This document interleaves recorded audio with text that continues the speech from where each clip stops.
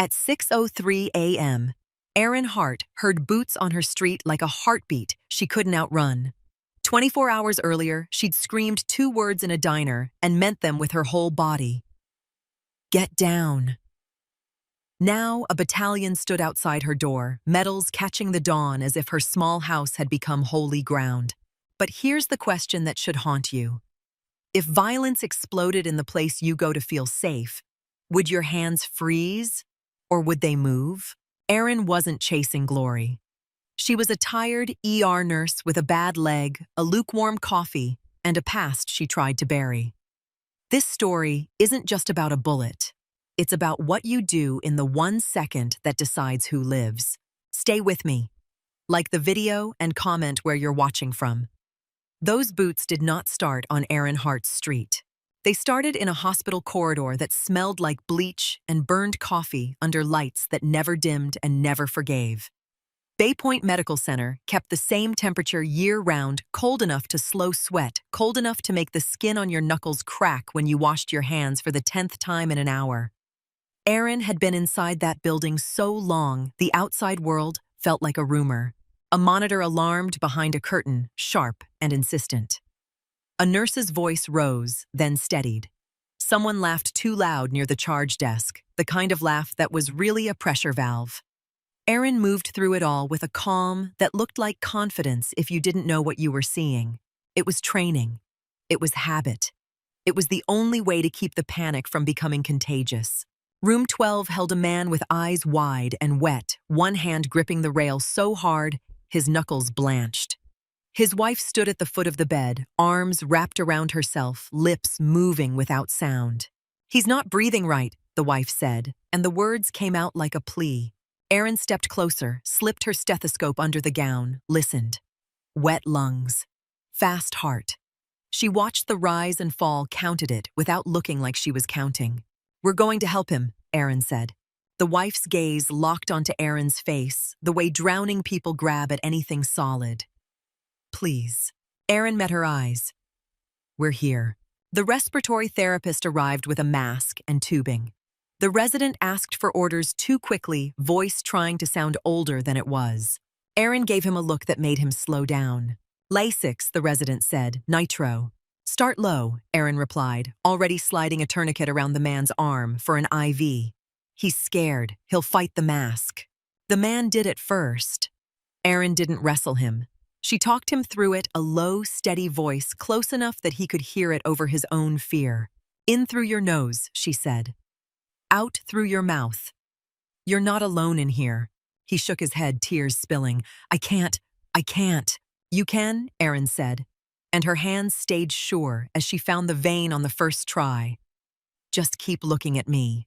His wife exhaled a sound that might have been prayer. 15 minutes later, his breathing eased.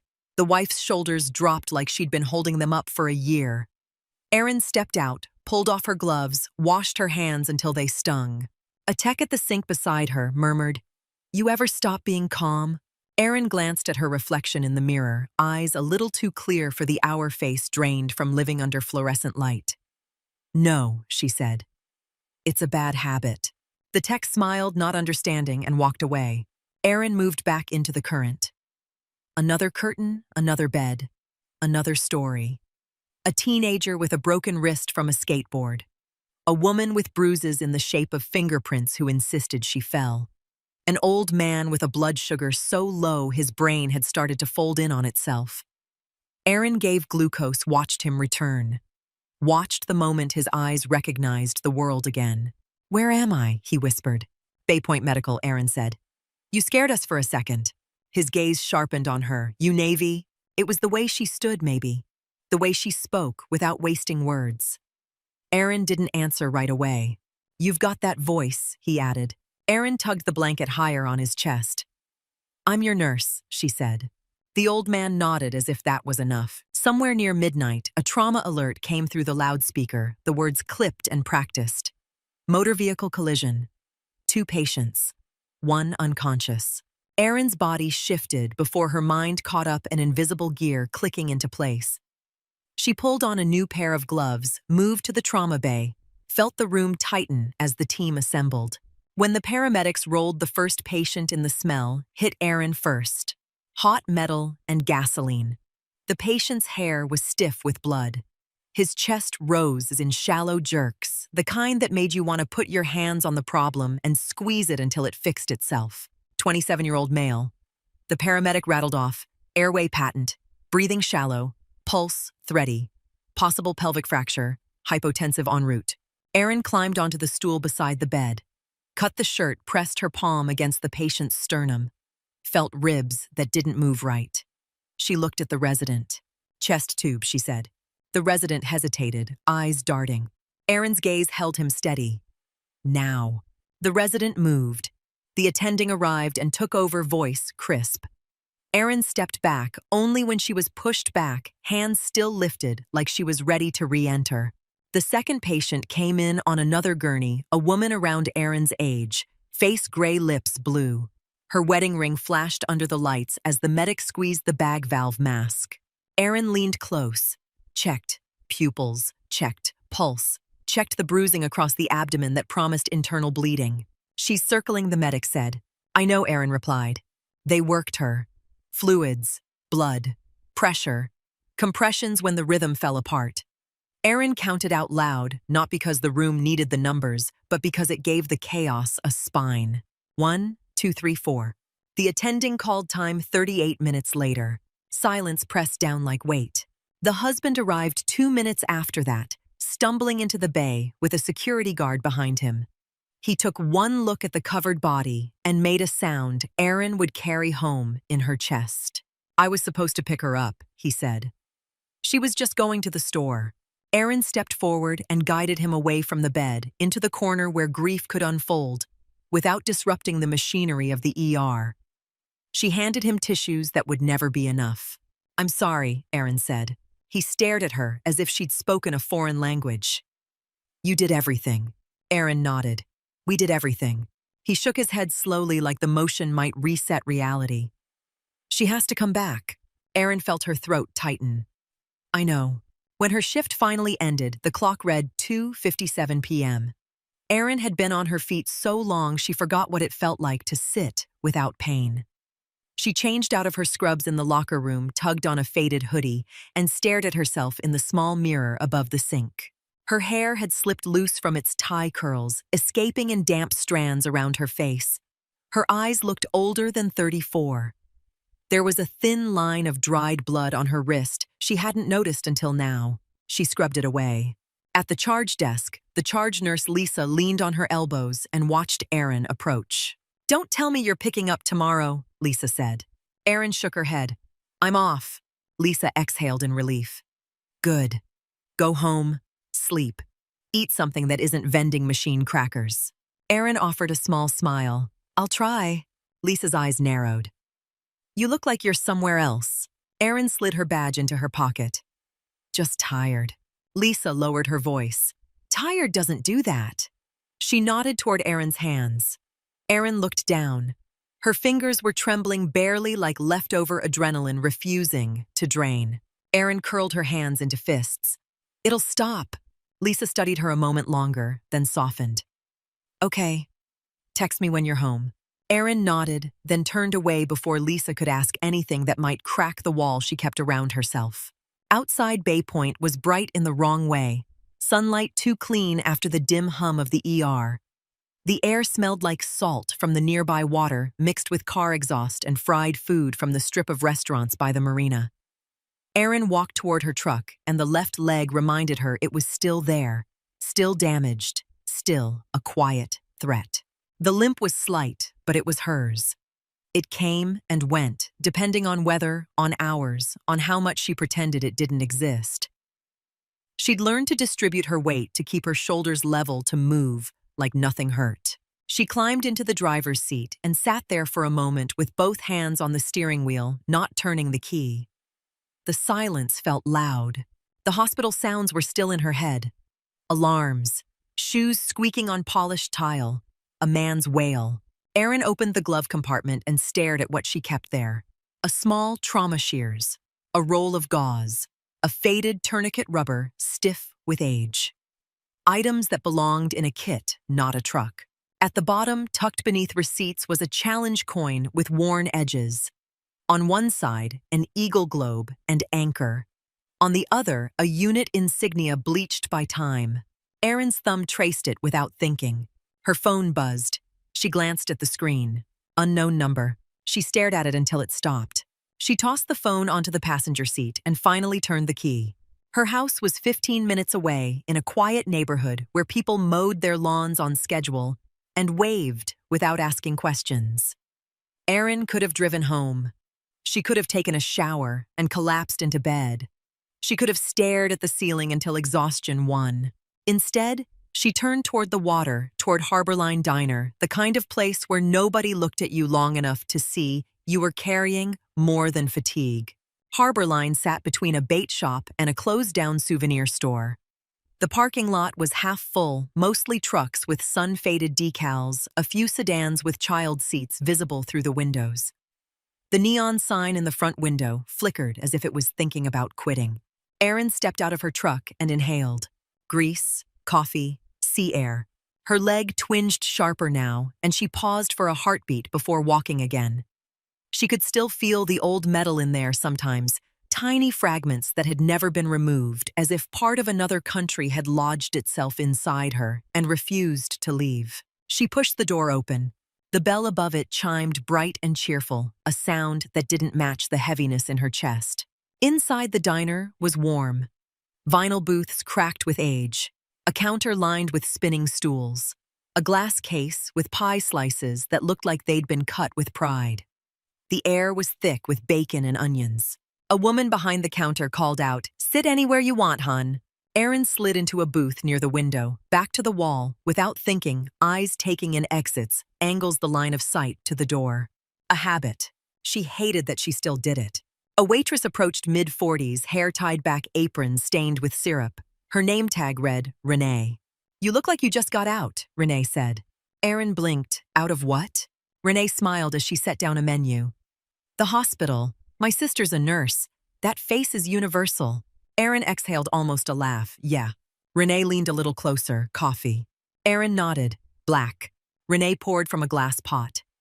The coffee was too hot, the smell immediate. Erin wrapped her hands around the mug like she was borrowing warmth. Renee glanced at Erin's leg. Not at the limp exactly, but the way Erin shifted to settle into the booth. "Long shift?" Renee asked. 16 hours, Erin replied. Lord Renee said, "Eat something." "I will." Renee didn't look convinced. "You come from Bay Point Medical?" Erin nodded. "My dad went there last year," Renee said. "Stroke. They patched him up better than anybody thought they could." Erin held her gaze. "I'm glad." Renee's expression changed, small gratitude surfacing. "Me too." Then Renee moved on, weaving between tables with the practiced rhythm of someone who had carried plates for decades and could read moods without effort. Erin lifted the mug carefully and took a small sip. Bitter. Burned. Perfect. Across the room, a couple in their 60s shared a slice of pie. The man cut it into small bites, set each one gently onto his fork before handing it to the woman like it was a ritual they'd practiced for years. Two dock workers argued about a football game, voices rising and falling. A kid at the counter spun slowly on a stool while his mother scrolled her phone one hand, keeping him tethered by the wrist. Ordinary life. Erin tried to let it settle over her. Then she saw him. He sat at the counter, 2 stools down from the kid's shoulders, squared but tense, as if he'd trained himself never to slouch. Desert camis. Boots scuffed. A duffel bag on the floor, close enough to touch with his heel. In front of him, a slice of apple pie that looked untouched. His hair was freshly cut. His face was young. His eyes did not look young. He held his fork like it might disappear if he loosened his grip. Erin stared before she could stop herself. The kid spun again and bumped the Marine's elbow. The Marine didn't snap. Didn't even react at first. Then his gaze shifted fast, sharp, then softened when he registered it was just a child. The kid's mother mumbled, "Sorry." The Marine nodded once. "No problem." His voice was calm, but Erin heard something underneath it, an edge like a blade kept sheathed. Renee brought the Marine a refill without being asked. "You doing okay, sweetheart?" Renee asked him. "Yes, ma'am," he replied automatically. Renee squeezed his shoulder gently, then moved away. Aaron watched him stare at nothing for a long moment, then pick up his fork, then set it down again. He was trying to be normal. His body was betraying him. Aaron felt something tighten behind her ribs. She knew that look. The 1,000-yard stare wasn't a myth. It was what happened when your mind kept one foot in a place where the rules were different and your body hadn't been told it was safe yet. Erin's phone buzzed again. She looked. Another unknown number. She turned the phone face down. The coffee warmed her hands. It did not warm the emptiness that followed her out of the hospital and into every room. She told herself to leave him alone. Marines didn't need strangers hovering. People came up to them with awkward gratitude and cheap phrases. Erin had hated it when she first came home. She had hated the way civilians wanted to touch the war without understanding what it did. Thank you for your service. Like it was a receipt. Erin stared at the Marine a moment longer, then forced her attention to the menu. Burgers, fries, pancakes. The words blurred her eyes, sliding off them. Renee returned and waited patiently. You ready, hun? Erin looked up.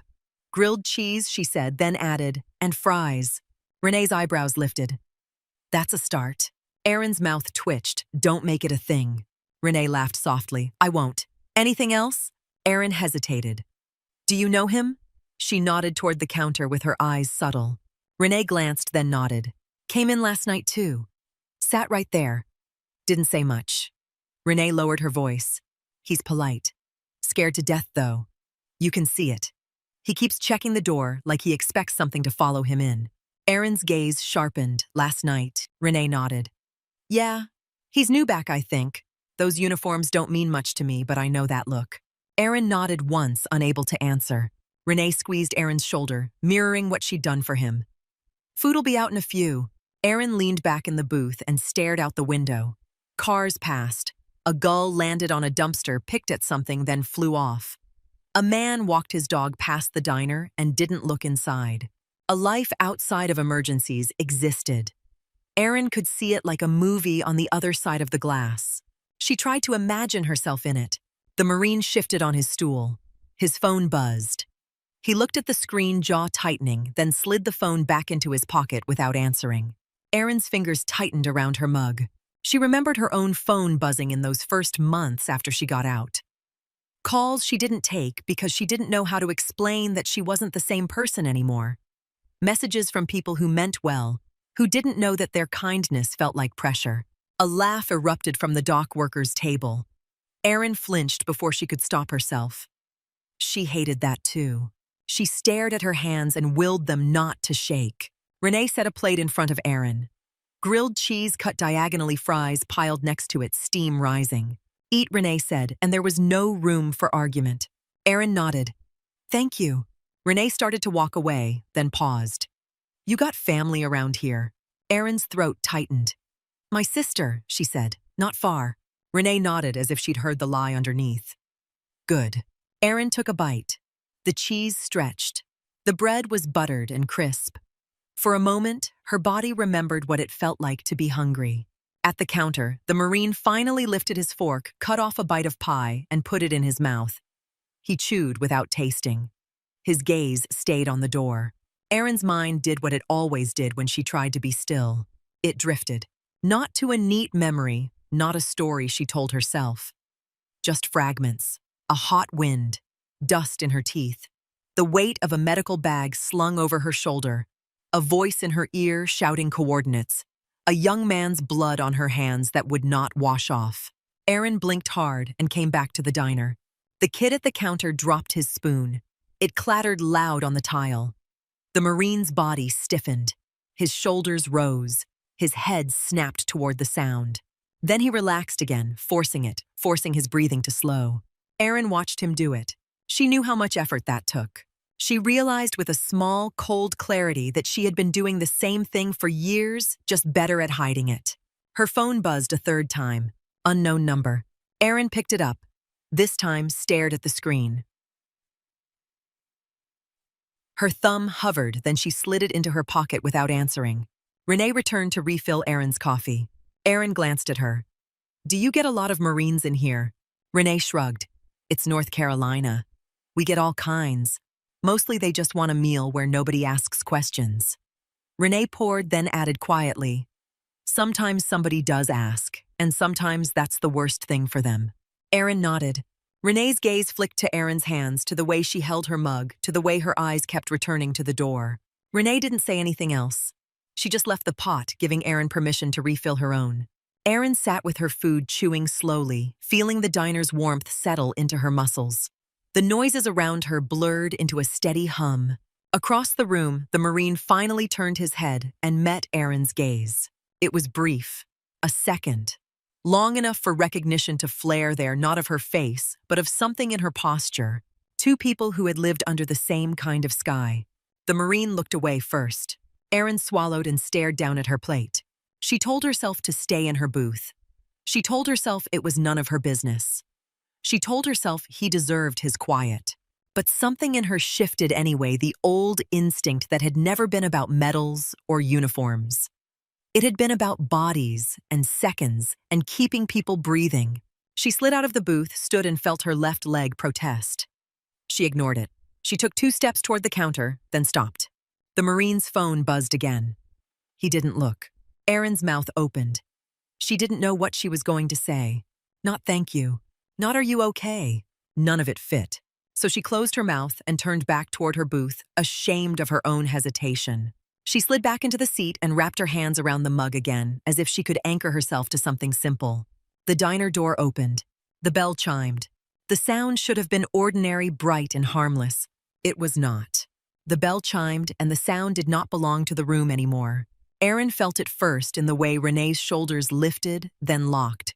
In the way the dock workers stopped mid-sentence, as if someone had reached into the diner and cut the power. Even the kid at the counter went still, spoon hovering over a milkshake. 3 men stepped inside. Not loud, not rushed, not the sloppy swagger of drunks looking for trouble. They moved like they expected the room to obey. The first one through the door was tall, broad through the chest, wearing a black ski mask that fit too tight across his cheekbones. His eyes were level calm, scanning in a controlled arc from left to right. He carried a rifle held close to his body muzzle, low but ready, the kind of carriage drilled into muscle memory. He did not look like a man trying something for the first time. Behind him came a second man, shorter, thinner, his mask damp with sweat around the mouth. The barrel of his handgun trembled, not from recoil, not from purpose, but from fear. His chest rose fast under his hoodie. His eyes darted everywhere and nowhere. The third man slid in last with a loose kind of confidence that did not feel like courage. His head bobbed slightly, as if he was listening to music no one else could hear. His pupils were too wide. He held his pistol, one-handed, lazy and dangerous, and his mouth moved under the mask like he was chewing words. The door swung shut behind them. The bell stopped moving. For a heartbeat, nobody made a sound. The diner's warmth felt thinner, like the air had been replaced with something colder. Aaron did not think this is a robbery. Her body just recognized a pattern. Angle, distance, weapons, hands, eyes. Her gaze went to the lead man's fingers. Safe index along the frame, not on the trigger. Controlled. Trained. His shoulders were relaxed, not tense. He wasn't startled by the room he was measuring it. Then Aaron's eyes went to the second man's hands. Finger too close. Tremor. Sweat. Unstable. She watched the third man's muzzle drift toward the kid at the counter, then drift away again. Not because he cared, because his attention could not hold. Renee's voice came out small. "Can I help you?" The lead man turned his head toward her slowly, as if granting her permission to exist. "Register," he said. The word was flat, not shouted, not pleaded. It was an order. Renee's lips parted. Aaron could see the instinct to smile, to be polite, to fix the situation with customer service. It failed halfway through. Renee's hands rose, palms out, and she took a step back toward the register. "Okay," Renee said. "Okay, just okay."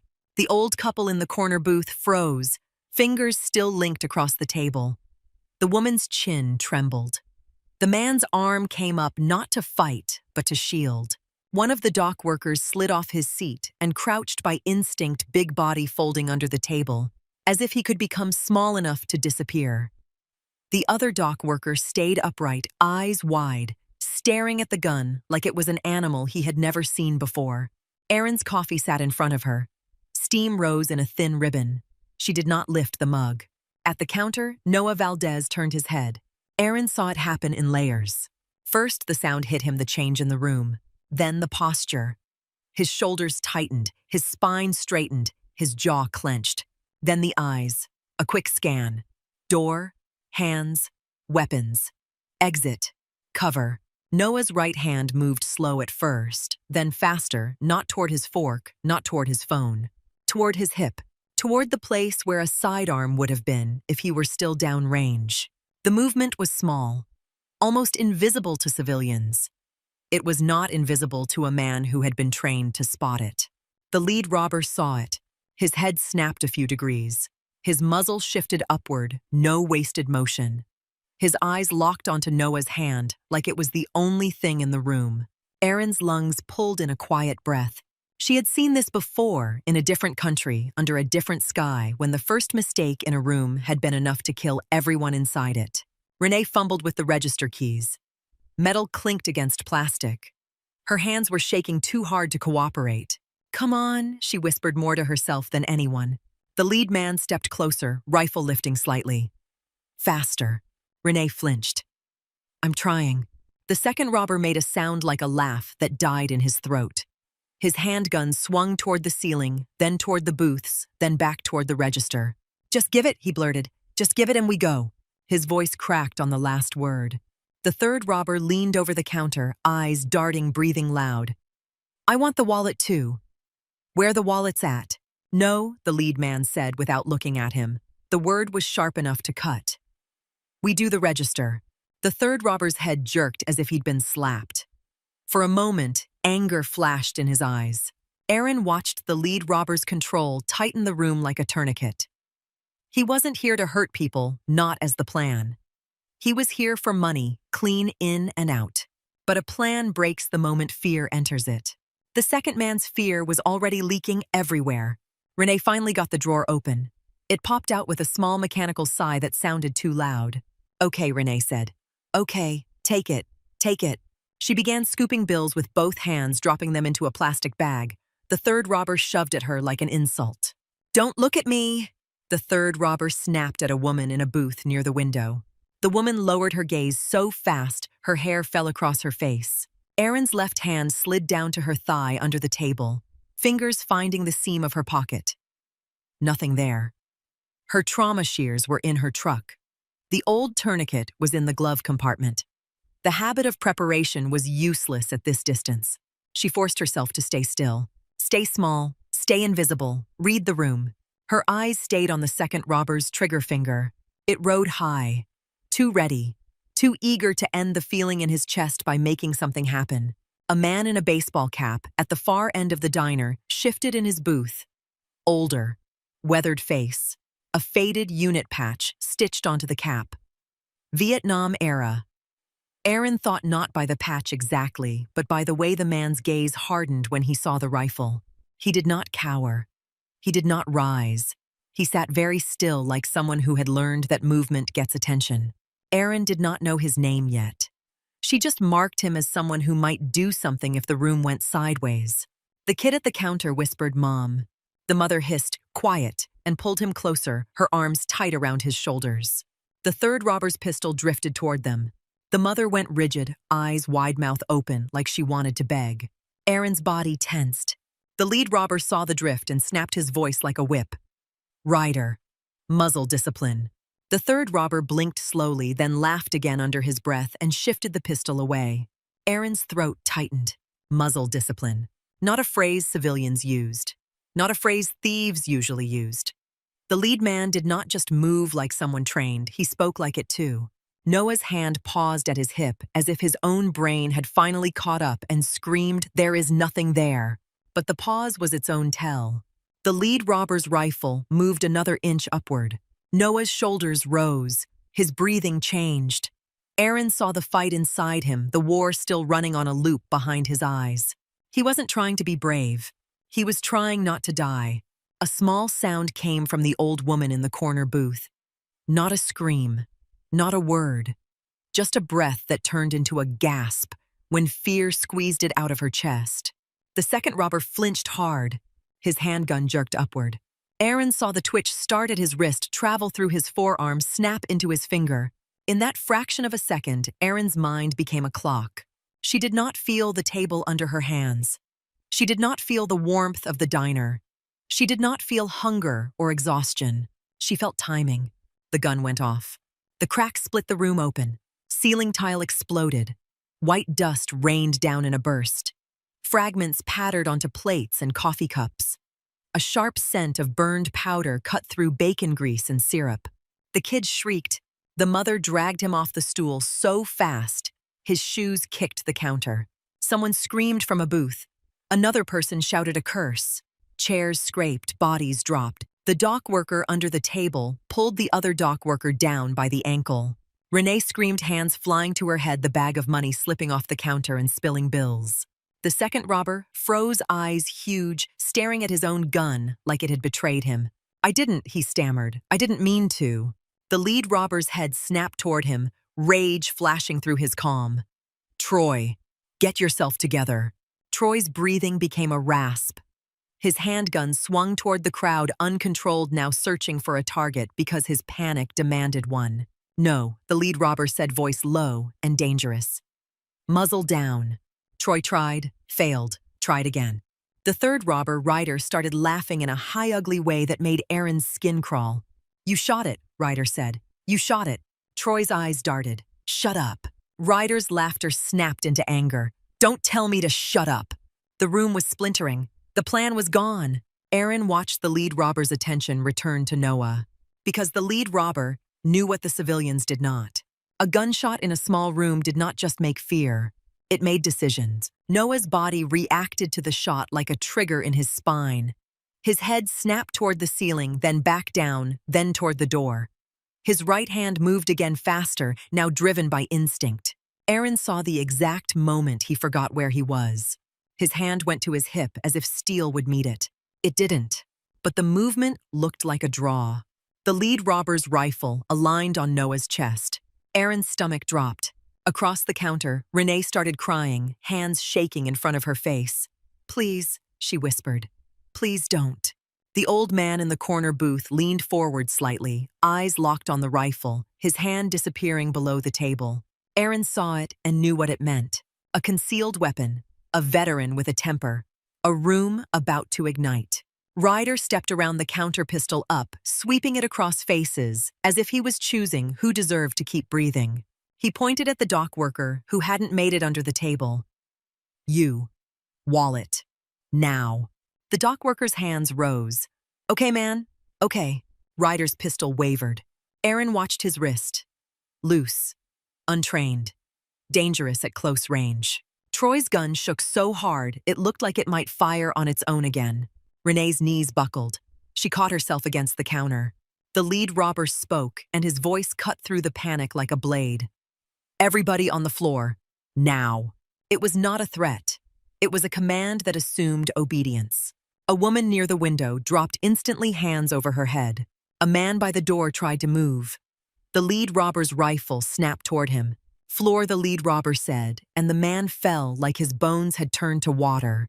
Aaron stayed seated for half a heartbeat longer than everyone else. Not because she was defiant, but because she was measuring. If she went to the floor, she lost line of sight. She lost the ability to act. If she stayed up, she became a target. Noah's eyes flicked toward Aaron just for a second. He saw her, really saw her. And in that look, Aaron felt the recognition click into place for him too. Not her name, not her history, just the fact that she understood what was happening. Ryder barked, "You heard him, down!"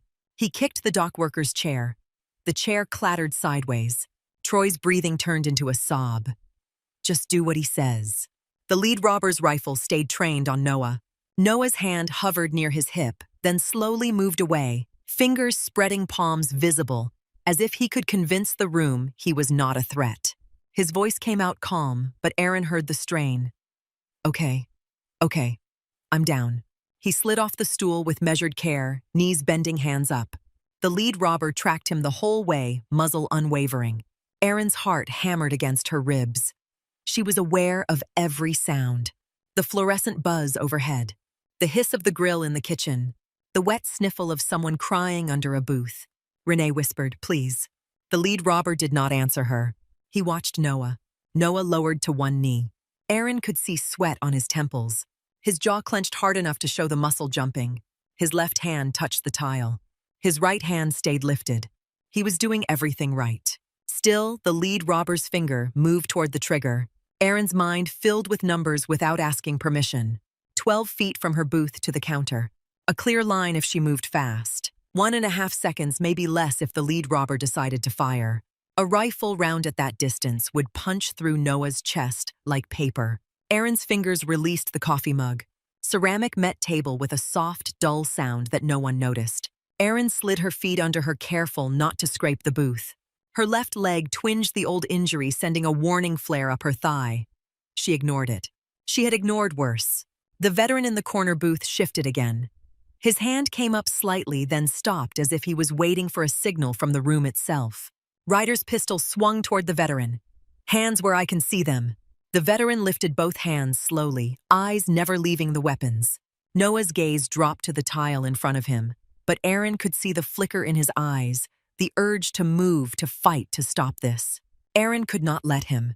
The lead robber stepped closer to Noah's rifle, now close enough that the muzzle looked enormous. Noah's breathing hitched. The lead robber's voice lowered, almost conversational. "You military." Noah did not answer at first. Ryder barked, "Answer him." Noah swallowed, "Yes." The lead robber's eyes narrowed. "What branch?" Noah's voice stayed even, "Marines." The word landed in the room like a weight. Erin saw the lead robber's expression change, a flash of something that might have been contempt or memory or both. He leaned in slightly. "You got a weapon on you." Noah's jaw tightened. "No." The lead robber's rifle did not move. "Your hand went to your hip." Noah's eyes flicked up. "Habit." The lead robber made a small sound that could have been a laugh. It held no humor. "Yeah. Habit gets you killed." Noah's throat worked. "I'm not trying to do anything." "Sure," the lead robber said. Troy stood behind him, shaking gun-up, eyes darting. "Just take the money, man. Just go." Ryder's breathing grew louder. He was sweating now, agitation rising. "This is taking too long," Ryder snapped. "We got what we came for." The lead robber did not turn. "Quiet." Ryder stepped forward anyway, pistol swinging. "Don't talk to me like that." The lead robber's head turned just enough to show his profile. "Back up." Ryder hesitated, anger warring with fear. He backed up a half step, but his muzzle stayed up. Erin watched the room teeter. Too many guns, too many unstable hands, too many people pressed against the edge of panic. Renee was sobbing quietly, shoulders shaking. The kid's mother held a hand over his mouth, trying to keep him silent, trying to keep him alive. The old woman in the corner booth clutched her husband's arm. Her lips moved soundless prayer. Erin's mouth tasted like copper. Noah's breathing was controlled, but Erin could see the tremor in his fingers, the fight inside him, the urge to act. The lead robber's finger tightened. Not all the way. Just enough that Erin saw the skin shift. Erin moved her weight forward. The booth creaked softly. Renee's eyes flicked toward Erin, just for a moment. A question, a warning, a plea. Erin's gaze stayed on the rifle. The lead robber's eyes flicked to Erin, now noticing her movement, cataloging her as a variable. Erin let her face go blank. Troy's gun trembled. Ryder's pistol swung back toward the crowd. Noah's shoulders tightened again, as if he was about to spring. Erin drew in one hard breath, and the words formed in her chest before they reached her mouth. Erin drew in one hard breath, and the words formed in her chest before they reached her mouth. "Get down!" It was not a plea. It was not loud for the sake of volume. It was a command shaped by sandstorms and sirens, by moments when hesitation counted bodies. Noah's head snapped toward her eyes, wide mouth opening like he meant to argue. Erin did not give him time. She launched from the booth in one clean motion, coffee sliding plate, rattling vinyl squealing beneath her. Her left leg screamed its old warning and she shoved past it. 12 feet became a hallway she had run before. Her shoulder hit Noah's ribs with the full weight of a woman who had carried grown men off the ground. He went backward off the stool. Tile rushed up. Aaron drove him down and covered him, spreading wide chest, pressed to his forearms, braced against the floor. Noah tried to buck her off. "Ma'am, stop, get off me." "Stay down," Aaron hissed, face close enough to smell sugar and sweat on his breath. "Do not move." The rifle fired. The sound cracked the diner in half. Aaron felt the impact, and instant later, a heavy punch that stole the air from her lungs. It hit her left thigh high and hard, and for a fraction of a second, she thought it was only force. Then heat flooded through her white and consuming, and her leg ceased to belong to her. Bone gave way with a sickening snap she felt in her teeth. Aaron's vision flared bright at the edges. Noah made a sound that was not a word. His hands clawed at her shoulders, trying to push her away, trying to trade places. Aaron locked her grip on him with both hands and pinned him, forehead pressed into the collar of his camis. "Noah," she said, and she did not remember learning his name, but her brain had snatched it from the air the moment it mattered. "Stay down." Blood spread fast beneath her, warm at first, then slick. It pooled under her hip, crept across the tile in a dark fan. Aaron fought the urge to lift to check the damage. If she lifted, the rifle had a clear line. Above them, the diner erupted. Renee screamed. Plates shattered, a chair scraped and toppled. Someone ran for the kitchen shoes, slipping on dust. Ryder Knox swung his pistol wildly as if movement offended him. "Everybody down," I said, down. Troy Haskins stood frozen with his gun raised, eyes locked on Aaron and Noah on the floor. His chest heaved like he could not get air. Gareth Cole's rifle shifted, tracking, calculating. Aaron heard the old veteran in the corner booth move. A soft scrape, a controlled breath. Ryder's head snapped toward the sound. His pistol followed. "No," Gareth said sharply. Ryder ignored him. His muzzle drifted toward the booth. Aaron's mind worked despite the pain, cold and clipped. Too many lines of fire. Too many hands. Too many seconds that could become casualties.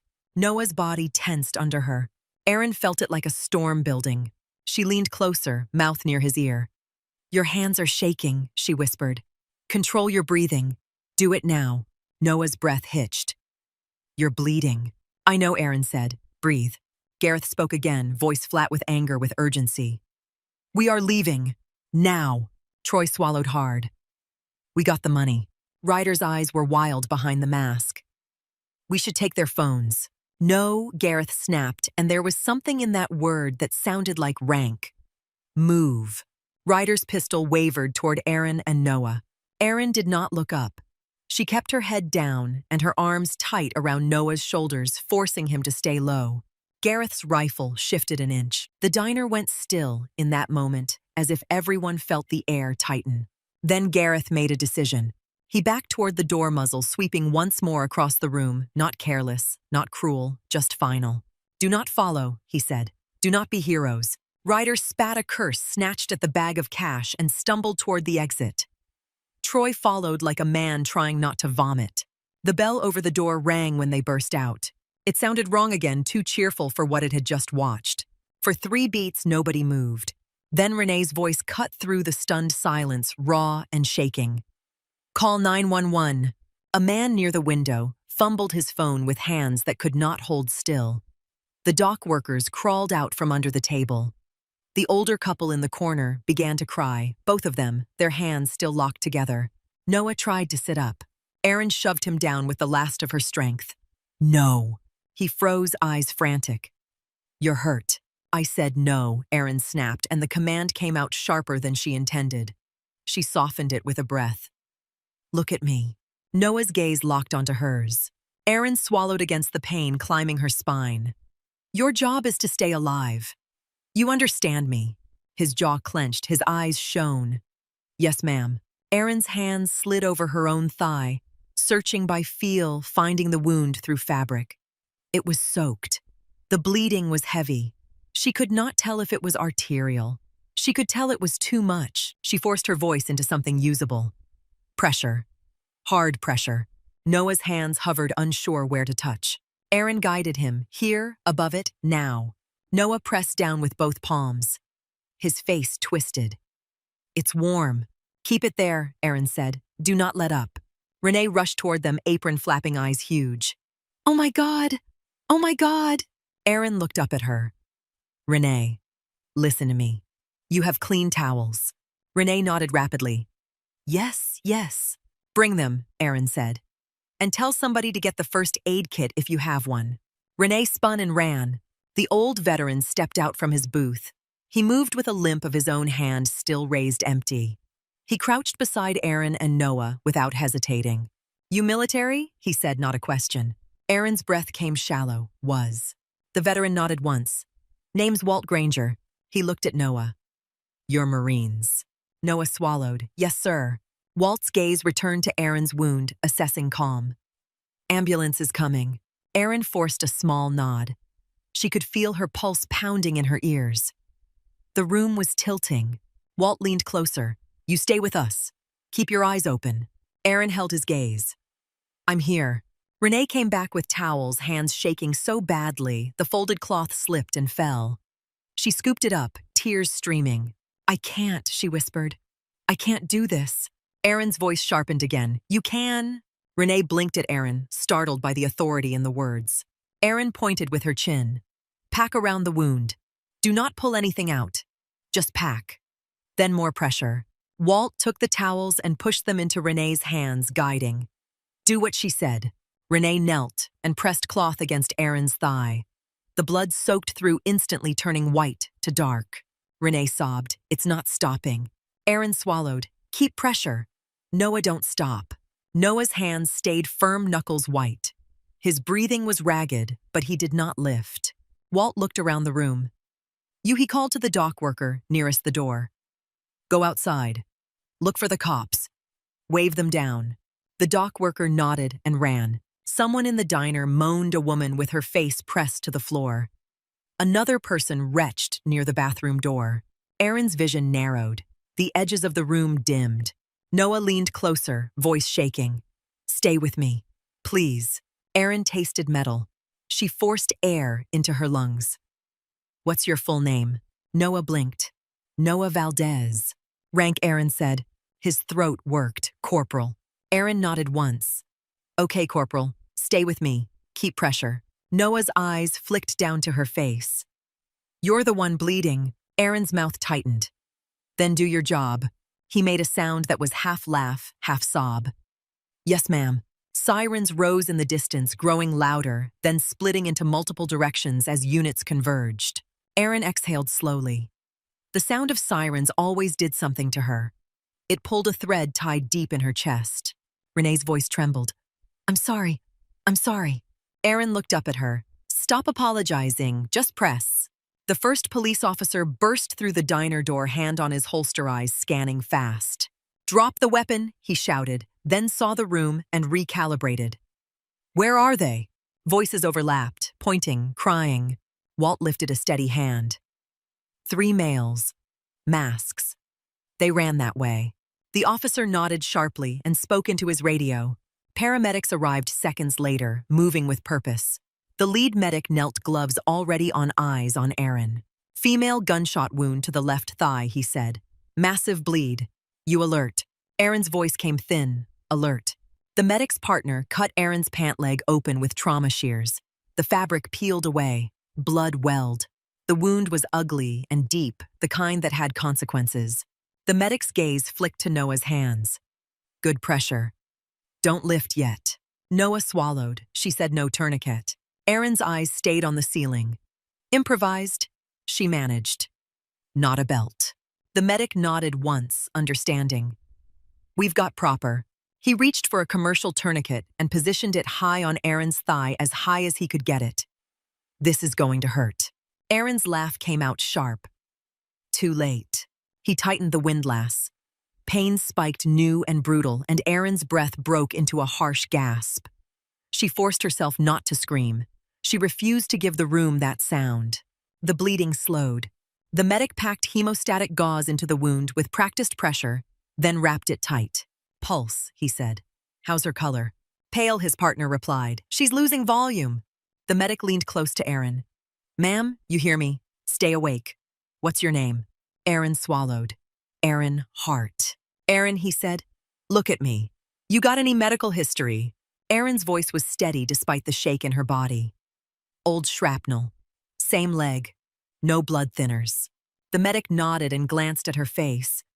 You were military. Aaron's lips pressed together. The medic did not push. We're moving you. They slid a board under her, lifted carefully. The world shifted. Aaron's body protested. Her leg felt like it belonged to someone else, someone screaming in her place. Noah stood as they lifted her hands, red face streaked with tears he hadn't noticed. He looked down at her, helpless guilt rising in him like a tide. I'm sorry. I'm sorry. Aaron grabbed his wrist with surprising strength, fingers slick with blood. No. Noah froze. Aaron's eyes locked onto his, fierce despite the fading light in her vision. You stay here. You give statements. You do not chase. You understand. Noah's throat worked. Yes, ma'am. Aaron held his wrist one more beat, then let go as the medics rolled her out. The diner ceiling drifted above her like a white sky. Voices blurred. Sirens replaced the bell. Outside, the air hit her face cold and salty. The stretcher wheels rattled over the threshold.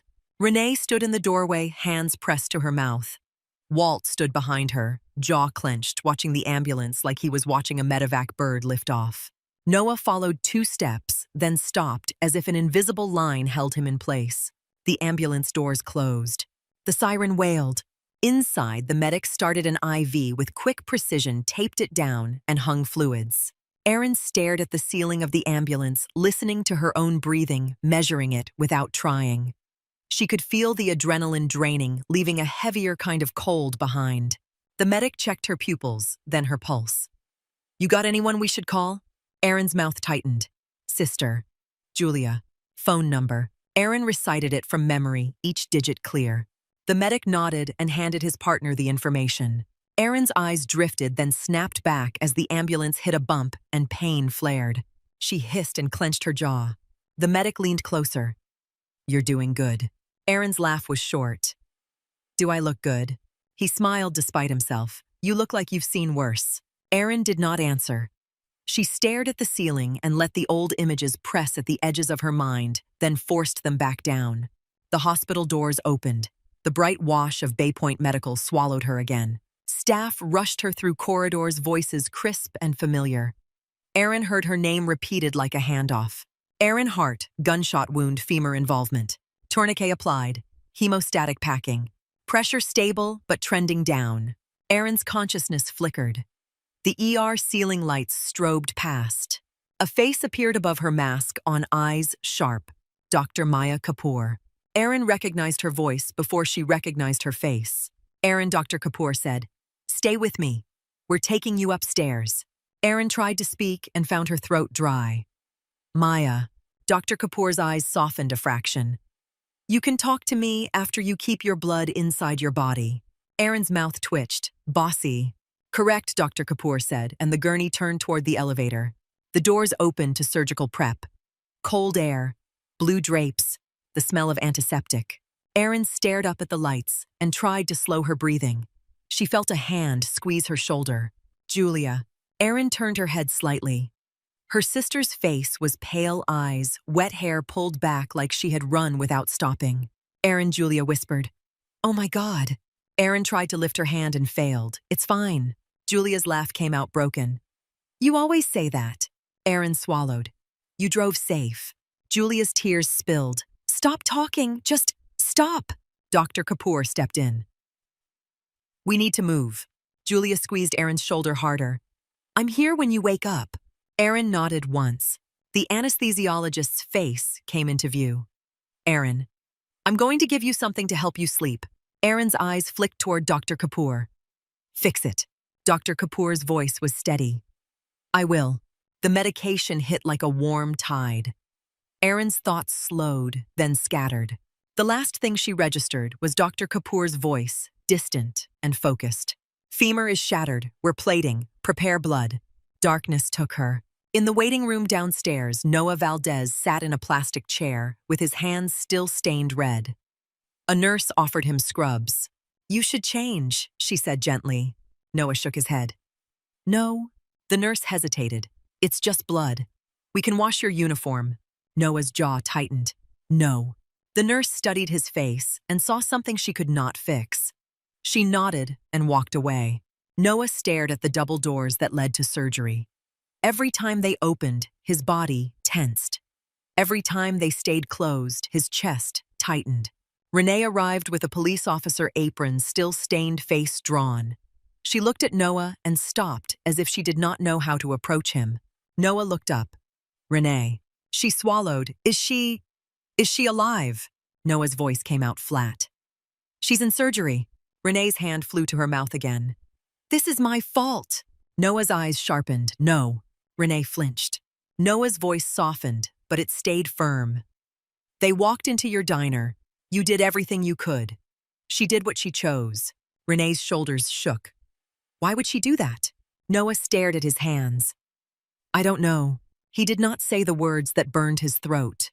Because I froze. Because my hand went to my hip.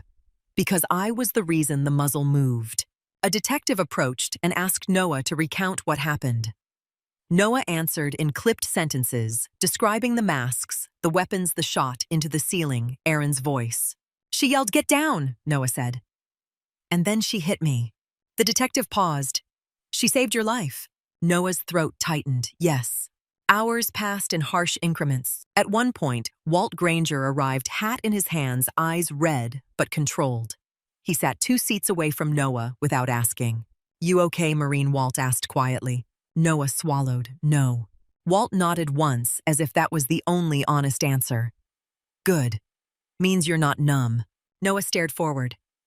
I didn't do anything. Walt's gaze stayed on the doors. You stayed with her. You kept pressure. That's something. Noah's hands clenched. Not enough. Walt did not argue. He just sat there, solid and present, an older kind of support that did not need words. 3 hours in, Noah pulled out his phone. His fingers shook so badly he nearly dropped it. He scrolled to a contact saved under a simple label, Major Monroe.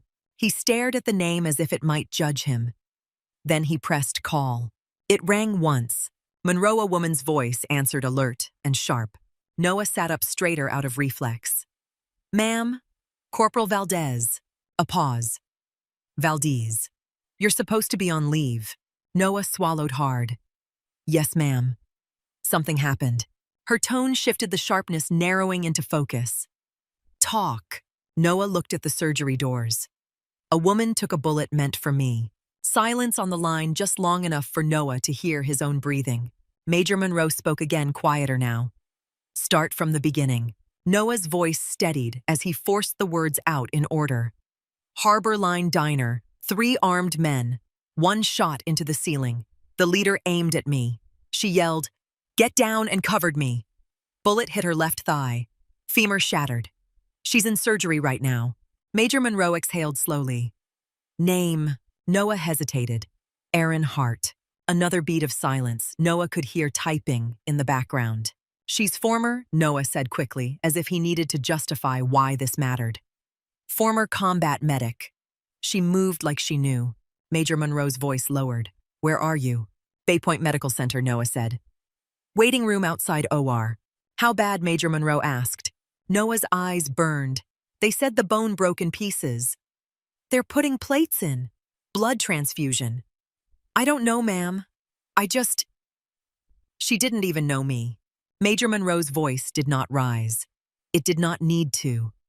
She is one of ours, she said. Noah blinked. Ma'am. Major Monroe's words came measured heavy with certainty. Stay where you are. Give the staff anything they need. And Valdez. Yes, ma'am. Her voice softened a fraction, just enough to land. Do not carry this alone. Noah's throat tightened. Yes, ma'am. Text me the surgeon's name and the room number, Major Monroe said. Noah looked around, spotted the nurse's station sign, the posted room board. Yes, ma'am.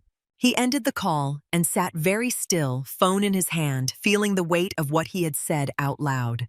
Across the hall, the double doors remained closed. A red light above them glowed steady. Noah stared at it until his vision blurred. The red light above the double doors stayed lit long enough that Noah stopped counting minutes and started counting breaths. A nurse walked past with a clipboard, eyes flicking toward him, then away. Another nurse pushed a cart of warmed blankets and didn't slow down. The hospital moved like it always did, indifferent to the fact that one hallway had become Noah's entire world. Walt Granger sat beside him without speaking. Renee stood a few steps back, arms wrapped around herself, eyes swollen from crying. Julia paced in short, tight loops, phone pressed to her ear, whispering to someone who kept saying the same comforting words that never landed. Noah stared at the surgical doors until the edges of his vision swam. Then the doors opened. Dr. Maya Kapoor stepped out first, mask pulled down, hair tucked under a cap, eyes tired in the particular way surgeons wore fatigue. There was blood on her gown that belonged to someone else. Her hands were steady anyway. Julia stopped pacing so fast she nearly stumbled. Maya. Dr. Kapoor looked at her, then at Noah, then at the small cluster of waiting faces. She didn't smile. She didn't dramatize. She spoke like someone used to delivering truth. She's alive, Dr. Kapoor said. Julia made a sound that was half laugh, half sob, and covered her mouth with both hands. Noah's chest loosened all at once, so hard it hurt. He realized he'd been holding his breath for hours. Dr. Kapoor's gaze held on him. You're Valdez. Noah blinked. Yes, ma'am. You did pressure in the diner, she said. Noah nodded once. She told me what to do. Dr. Kapoor's eyes narrowed slightly, a flicker of respect crossing her exhaustion. That tracks. She turned back to Julia. The femur was shattered. We repaired it with plates and screws. She lost a lot of blood, but we replaced it. The bleeding is controlled. Julia nodded rapidly, tears falling. Can I see her? In a few minutes, Dr. Kapoor said. She's still coming out of anesthesia. She's going to be in pain. She's going to try to pretend she isn't. Julia let out a shaky laugh. That tracks too. Dr. Kapoor's gaze moved to Renee and Walt. Family only for now. Give her an hour, and I'll let the nurse know she can have brief visitors. Renee nodded, eyes wet. Tell her I'm sorry. Dr. Kapoor's expression softened, just a fraction, she knows. Noah found his voice. Is she going to walk? Dr. Kapoor paused, honest enough to let the answer have weight. She's going to work for it. Noah swallowed. Okay. Dr. Kapoor looked at him for a beat longer, as if measuring the guilt in his face. Go eat something, she said, not unkind. You look like you're about to faint. Noah's mouth twitched, the smallest attempt at humor. Yes, ma'am. Dr. Kapoor walked away down the hall, already turning her attention back to the hospital's endless list of needs. Noah did not move. Walt shifted in his chair. Alive is a start. Noah nodded, throat tight. Yes, sir. Julia wiped her face hard and looked at Noah. She said your name in the trauma bay, she said quietly, like she was sharing something private. She was half out, and she still asked for you. Noah's eyes burned. What did she say? Julia looked down, then back up. She told the medic not to let you chase them. Noah exhaled. She was right. Renee stepped closer, voice trembling. They caught them yet. A detective standing nearby with a notepad spoke without looking up. Not yet. The word hung in the hallway like a cold draft. Noah's phone buzzed again. He looked down. A text from Major Monroe. Send me the surgeon's name and status. Noah typed with fingers that finally steadied. Dr. Kapoor. Surgery complete. Stable. ICU recovery. A second text arrived almost immediately. Good. Stay available. Noah stared at the word good.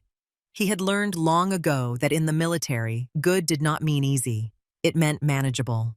He slipped the phone into his pocket and sat back, eyes on the closed doors again. The waiting room softened around the edges as the adrenaline drained. People spoke in low voices.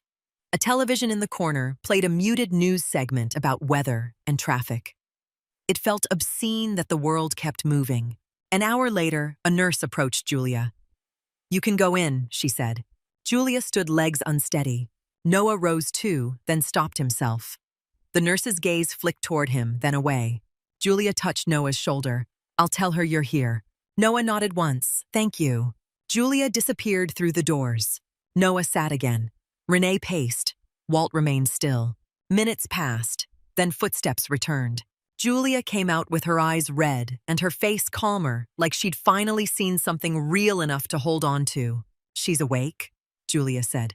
Noah stood too fast. Can I see her? Julia hesitated. For a minute. She's Aaron. Noah nodded as if he understood, even though no part of him did. The nurse opened the door and gestured him in. The ICU room smelled like antiseptic and plastic tubing.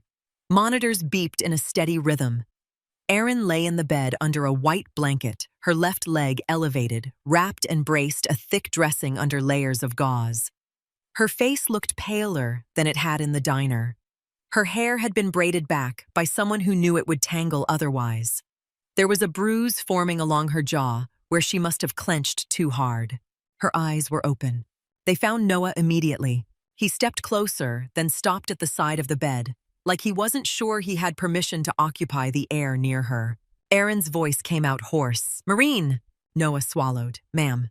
Her gaze traveled over him. The blood on his uniform had dried darker. His hands were scrubbed clean, but the memory of the stain still sat in the lines of his palms. Aaron's eyes narrowed. You change. Noah shook his head. No, ma'am. Aaron stared for a beat, then let it go as if she didn't have the strength to argue. Her lips parted slightly. You hurt. Noah blinked, caught off guard. No, ma'am. Aaron's eyes held his. Anyone else hurt? No, Noah said quickly. Nobody else. You were the only one. Aaron closed her eyes. A breath slipped out of her like she'd been holding it since the diner floor. Good. Noah's throat tightened. They said your bone shattered. Aaron opened her eyes again and tried to shift. Pain lit her face. Her fingers dug into the blanket. Julia stepped closer and put a hand on Aaron's shoulder. Don't move. Aaron's voice nodes hard. Maya, fix it. Julia managed a small smile. She fixed it. Aaron's gaze returned to Noah. You give statement. Yes, ma'am. You call your people, Aaron said. And now there was suspicion in it, a warning. Noah hesitated. I called my commanding officer. Aaron's eyes closed again. Figures. Noah's voice cracked. I didn't know what else to do. Aaron opened her eyes and looked at him. And for a moment, the hardness softened into something like understanding. Okay, she said quiet. You did what you had. Noah took a breath. Why did you do it? Aaron's mouth twitched the ghost of a smile that didn't reach her eyes. You were in the line. Noah shook his head slightly. You didn't know me. Aaron's voice was steady despite the rasp. I didn't need to. Noah stared at her helpless gratitude, and anger and guilt tangled into one knot. Aaron's gaze sharpened again. Do not make this about your guilt. Noah flinched as if she'd read his thoughts. Aaron continued, voice thin but firm. You live.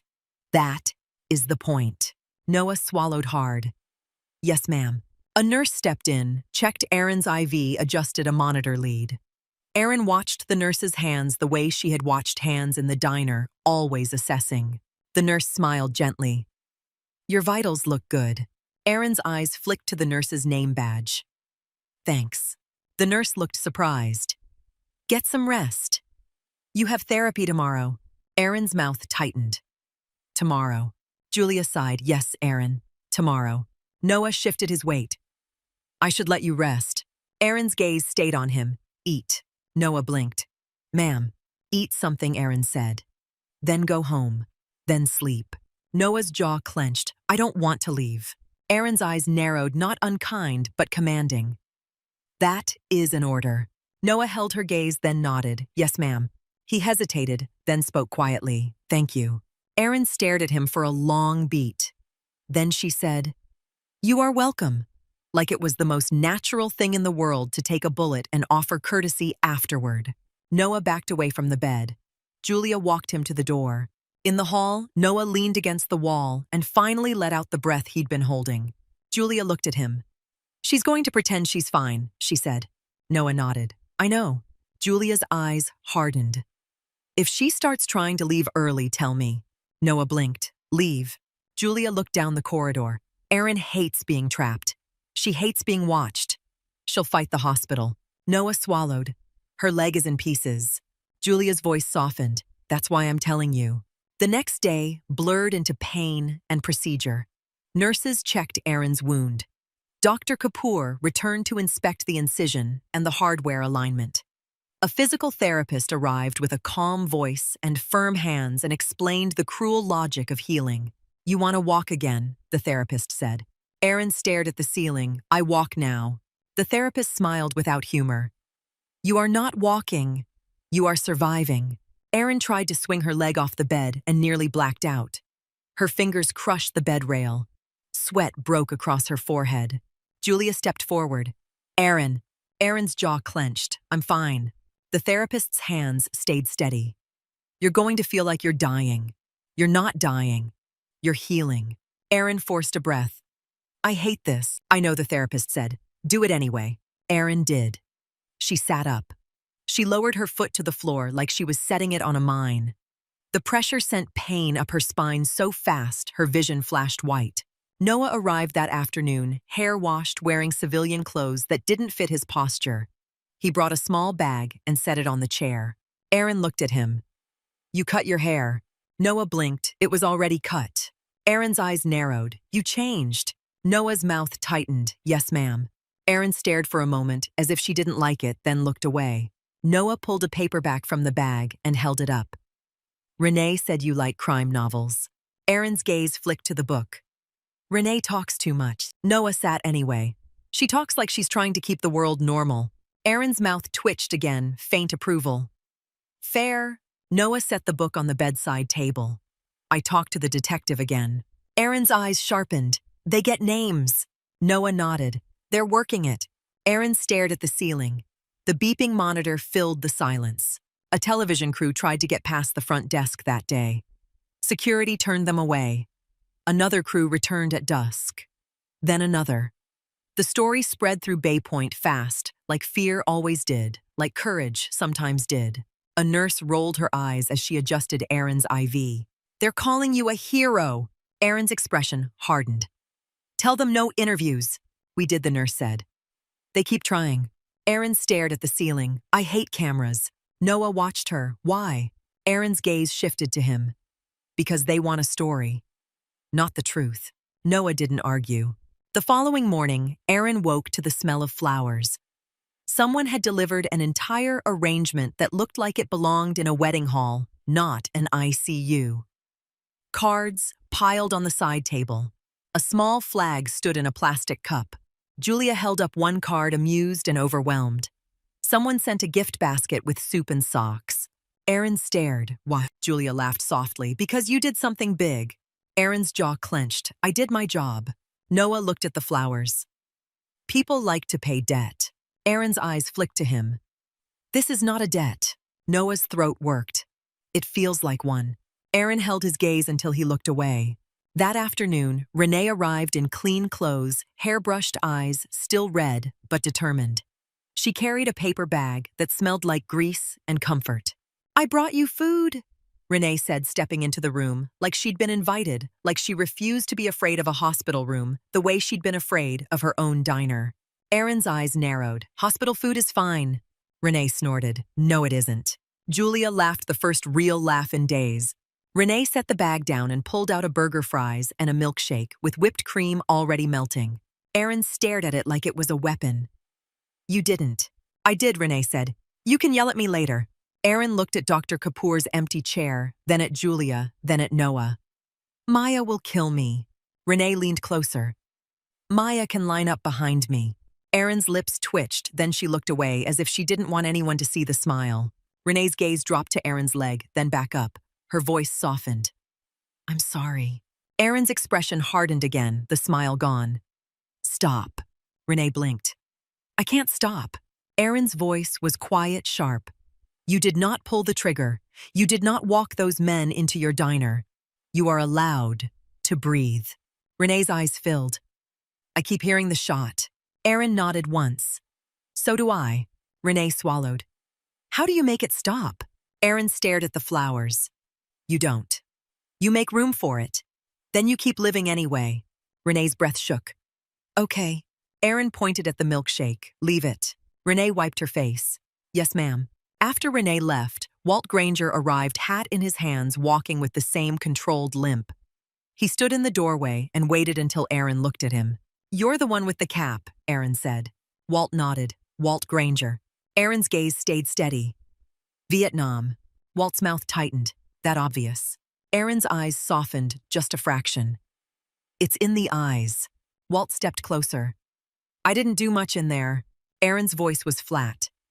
You stayed calm. Walt's jaw worked. I almost pulled. Aaron's gaze sharpened. I know. Walt looked down. I'm old. Aaron's voice stayed firm. Old men can still get people killed. Walt nodded once, accepting. That is why I didn't. Aaron watched him, then gave the smallest nod of respect. Good. Walt exhaled. I came to say thank you. Aaron stared. For what? Walt's eyes held hers. For reminding me what it feels like to see someone run toward the fire. Aaron looked away, uncomfortable. Don't. Walt did not move. I buried too many friends and came home with too much quiet. I watched you cover that kid, and something in my chest stopped grinding. Aaron's throat tightened. She did not answer. Walt set his hat on the chair and leaned in slightly. You've got a lot of people now, he said quietly. Aaron's eyes flicked to him, warning. No. Walt's voice stayed gentle. You can still be alone if you want. But you're not alone because you have to be. Aaron stared at him for a long beat, then nodded once, almost imperceptible. The fourth day, Dr. Kapoor walked into Aaron's room with her hands in her coat pockets and an expression Aaron didn't like. You're thinking about leaving, Dr. Kapoor said. Aaron blinked, no.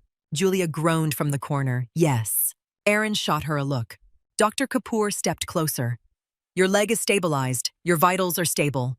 That does not mean you belong at home without support. Aaron's jaw clenched. I can do stairs? Dr. Kapoor's eyes narrowed. You can barely do a sit to stand. Aaron's voice turned clipped. I will have help. Julia crossed her arms. You will have me, and you will hate it. Aaron glared. Dr. Kapoor held Aaron's gaze. If you go home, you go with home health. Physical therapy scheduled. Pain management that you follow. Aaron's expression hardened. I don't want narcotics. Dr. Kapoor nodded, already anticipating. I'll work with you. But you do not get to be reckless because you're stubborn. Aaron's mouth tightened. I'm not reckless. Julia let out a laugh. Sure. Aaron's eyes flashed. Julia. Dr. Kapoor's voice cut clean through the sibling tension. If you leave, it's because I sign it and your sister signs it and you follow instructions. Understood. Aaron's gaze held steady. Understood. Dr. Kapoor paused, then softened slightly. You saved a life. Do not throw yours away out of discomfort. Aaron looked away. That evening, a woman arrived at the nurse's station, asking for Aaron Hart. She did not look like a reporter. She did not carry a camera. She carried an envelope that looked old, edges softened from being handled too many times. The nurse led her to Aaron's room. The woman stepped in and paused, taking in the flowers, the brace, the pale face in the bed.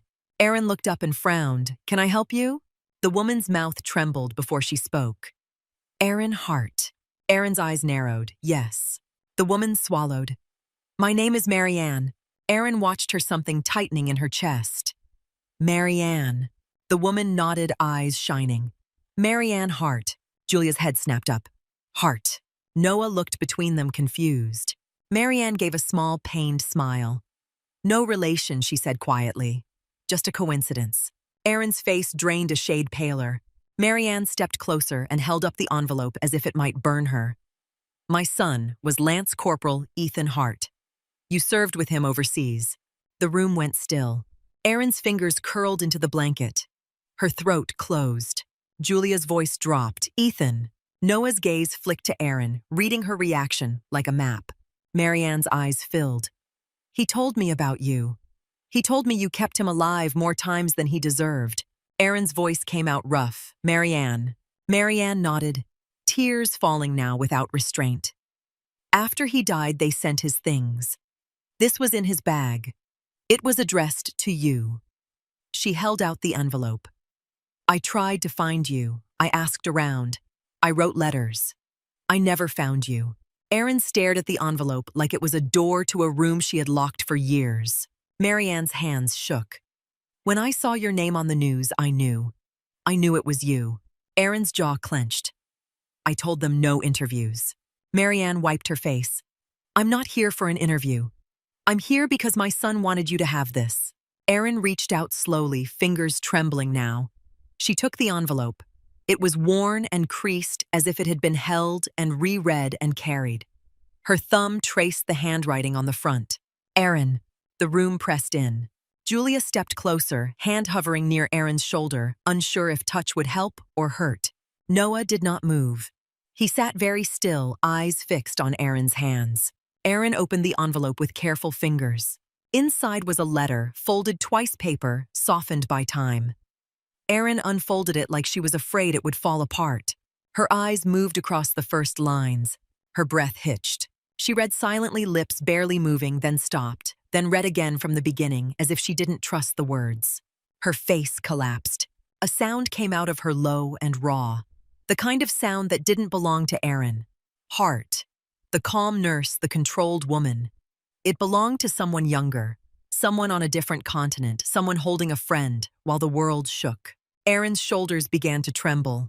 Julia stepped forward and put both arms around her, but Erin did not lean into her sister.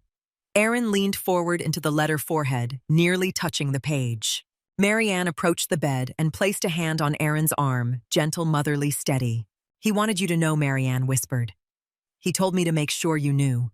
Erin's breath broke. Tears ran down her cheeks without permission. Marianne's voice trembled. It wasn't your fault. Erin's mouth opened, but no words came. Julia whispered, breathe, Erin. Erin tried. The sob caught in her throat and tore loose anyway. Noah looked down, eyes wet, and stared at his hands, ashamed to witness something so private and sacred. Erin finally managed words rough and small. I was supposed to bring him home. Marianne shook her head. You brought him as far as any human could. He knew that. He wrote it because he knew you would carry it wrong. Erin clutched the letter to her chest like it was a bandage. Marianne leaned in. He called you his sister out there, she said. He said you were the one person who never lied to him about how bad it was and never let him feel alone. Erin's eyes squeezed shut. I left, she whispered. Marianne's voice was steady. You lived. Erin shook her head slightly, a refusal. Marianne kept her hand on Erin's arm. You were meant to live. He wanted you to. Silence filled the room, thick and heavy. Julia wiped her face. Noah stared at the floor. Erin opened her eyes and looked at Marianne, pain still fresh in her gaze.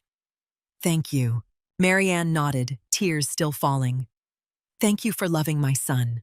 Erin's throat tightened. He was easy to love. Marianne gave a broken smile. He was. Marianne stayed a few more minutes, then stepped back as if giving Erin space to breathe in what the letter had done to her. When she left, she paused at Noah's chair and looked at him. You were in that diner, Marianne said quietly. Noah stood respectful. Yes, ma'am. Marianne studied his face, then nodded. Take care of her. Noah swallowed. I will. Marianne left the room. Erin stared at the letter in her hands, reading it again slower, now taking in each line like medicine. Julia's voice was quiet. Do you want me to put it somewhere safe? Erin's fingers tightened. No. Julia nodded, understanding. Erin folded the letter carefully and slid it into the pocket of her hoodie that lay folded on the chair. Then she stared at the ceiling as if she needed it to hold her up. 2 days later, Dr. Kapoor signed Erin's discharge papers with a look that dared Erin to do anything stupid. You call me if pain spikes, Dr. Kapoor said. You keep appointments. You do not decide you are fine and stop therapy. Erin nodded. I won't. Dr. Kapoor's eyes narrowed. You will try? Erin's mouth twitched. Maybe. Dr. Kapoor exhaled. Julia, you are in charge. Julia nodded. I already am. Erin glared. Julia smiled back unbothered. A wheelchair arrived. Erin hated it. She tried to stand. The nurse stopped her gently. Not yet, the nurse said. Erin's jaw clenched. I can. The nurse's voice stayed kind but firm. You can later. Right now you sit. Erin sat furious at the indignity of it, furious that her body had become a liability. Noah walked beside her as they rolled through the corridor. He carried her small bag and her crutches, moving like a man escorting something precious. At the exit, a security guard held the doors. Erin blinked at the sunlight. It felt too bright after days under fluorescent light. Julia's car waited at the curb. Erin looked back at the hospital for a moment, then forward again. She did not look at the news vans parked across the street. She did not look at the camera lenses pointed at her. Julia leaned down close. Ignore them. Aaron nodded. Noah stepped closer, voice low. Do you want me to come by later? Aaron's eyes flicked to him. No. Noah's face tightened. Ma'am. Aaron's voice softened slightly, just enough to be human. Go home. Eat. Sleep. Noah swallowed. Yes, ma'am. He hesitated. Thank you. Aaron stared at him. Stop saying that. Noah nodded, defeated. Julia loaded Aaron into the car, careful with the brace. Aaron's leg throbbed in time with her heartbeat. As Julia pulled away, Aaron looked out the window and saw Noah standing at the curb, hands at his sides, watching the car leave like he was losing something again. At Julia's house, Aaron expected quiet. She did not get it. Flowers covered the porch like someone had tried to bury the front steps in gratitude. Small flags lined the walkway. A handmade sign leaned against the railing with Aaron's name painted in careful letters. Inside the living room looked like a staging area. Stacks of cards, bags of groceries, a new recliner positioned near the window with a note taped to the arm. For your recovery. Aaron stared stunned. Julia shut the door behind them and leaned against it, eyes shining. People drop things off all day. Aaron's voice came out flat. How did they find this? Julia shrugged. Small town math. Somebody knows somebody. Aaron's jaw clenched. I hate this. Julia's expression softened. You hate being seen. Aaron didn't answer. Julia helped Aaron to the recliner. Aaron lowered herself carefully, each movement a negotiation with pain.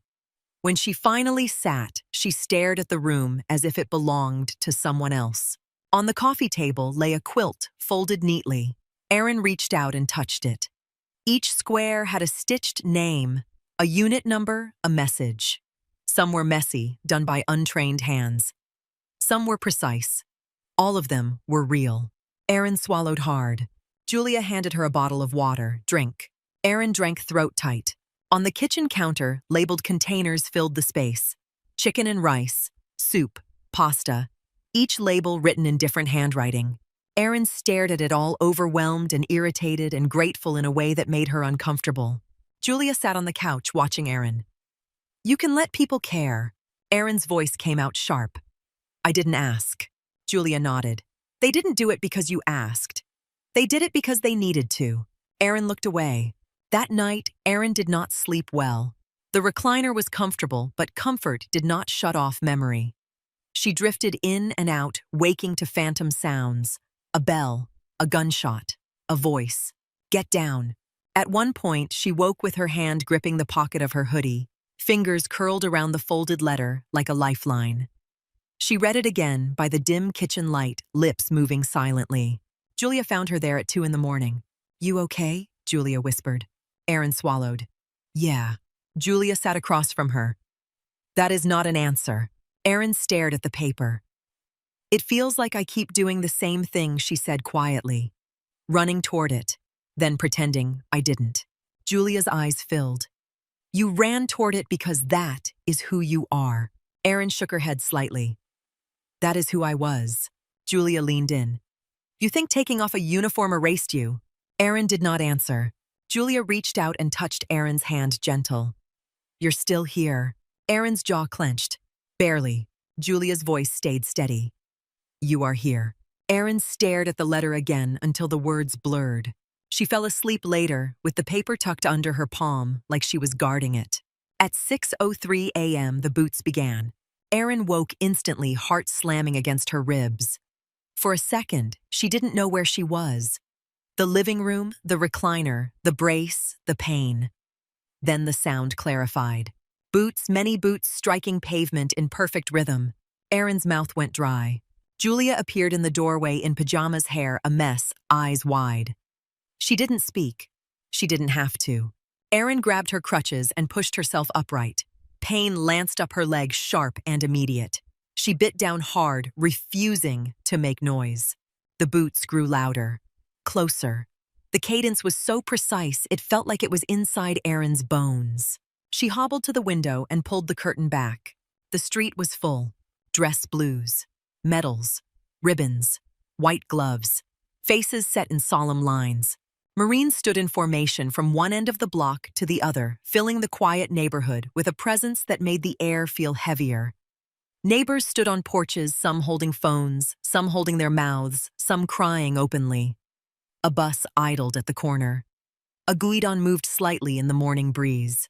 Erin's vision blurred. Julia's hand went to her own mouth. "Oh my God." Erin's voice came out thin. "No." The knock hit the front door firm and respectful. Julia looked at Erin. "Do you want me to?" Erin shook her head. She adjusted her grip on the crutches and moved toward the door. Each step felt like walking on a live wire. It took her too long to cross the small living room. She hated that it took that long. Her fingers trembled on the doorknob. She opened the door. The entire formation snapped to attention with a single sound of synchronized motion. A young Marine stepped forward from the front rank. Noah Valdez. Dress blues immaculate, hair cut close, shoes shining. His face looked carved from restraint, but his eyes were bright. "Ma'am," Noah said. Erin stared at him stunned. "Noah." Noah's jaw tightened. "Permission to speak." Erin exhaled shakily. "You are already speaking." Noah swallowed, then stepped one pace closer. "Ma'am, I came to return something." Erin blinked. "What?" Noah's eyes held hers. "My life."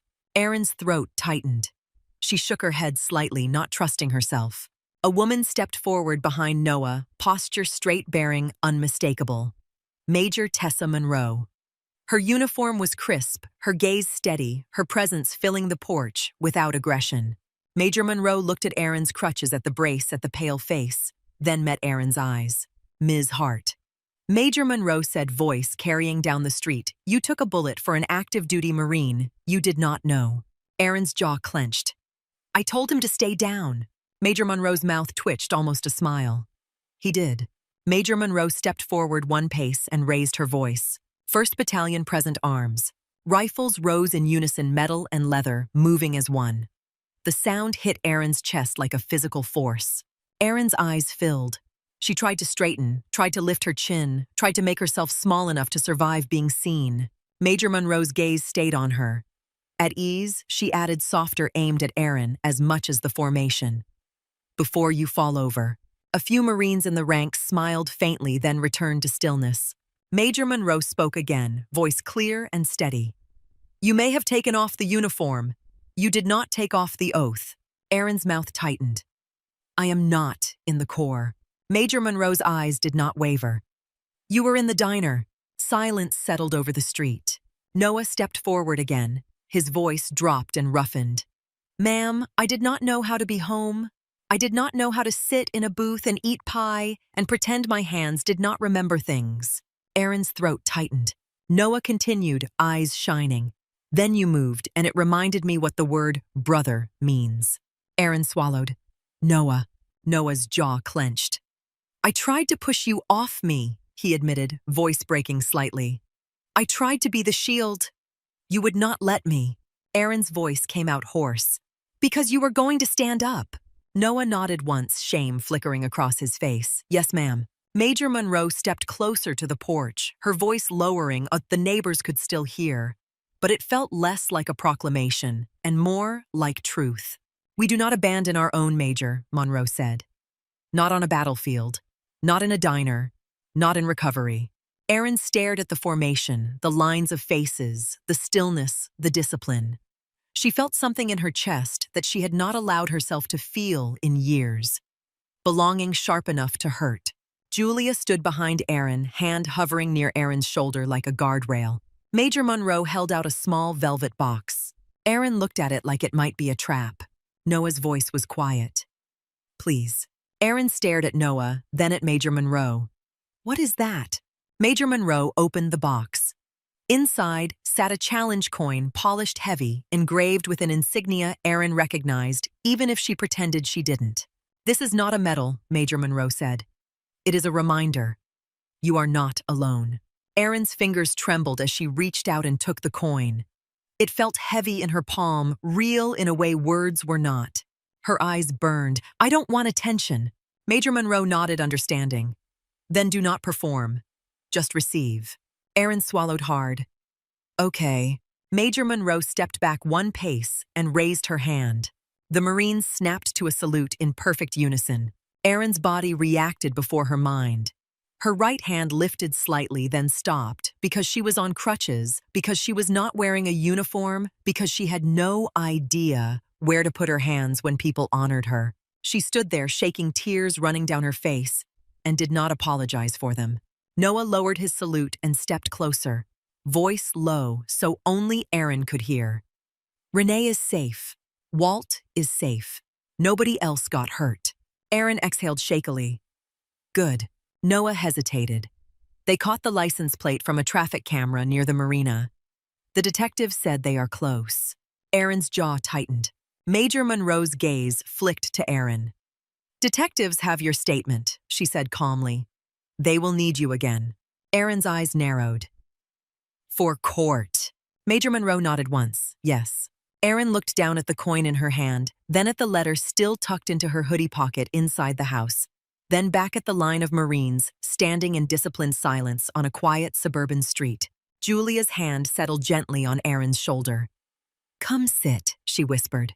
Erin blinked hard and nodded. Major Monroe lowered her hand and the formation eased, rifles returning to rest. The Marines began to file away with the same controlled movement they arrived with, quiet enough to respect the neighborhood, still enough to feel like a promise. Noah stayed on the porch as the ranks dispersed. Major Monroe stayed too, speaking quietly with Julia for a moment, then turning back to Erin. Major Monroe's voice softened. Heal, she said. Then do what you do. Erin's mouth tightened. I don't know what that is anymore.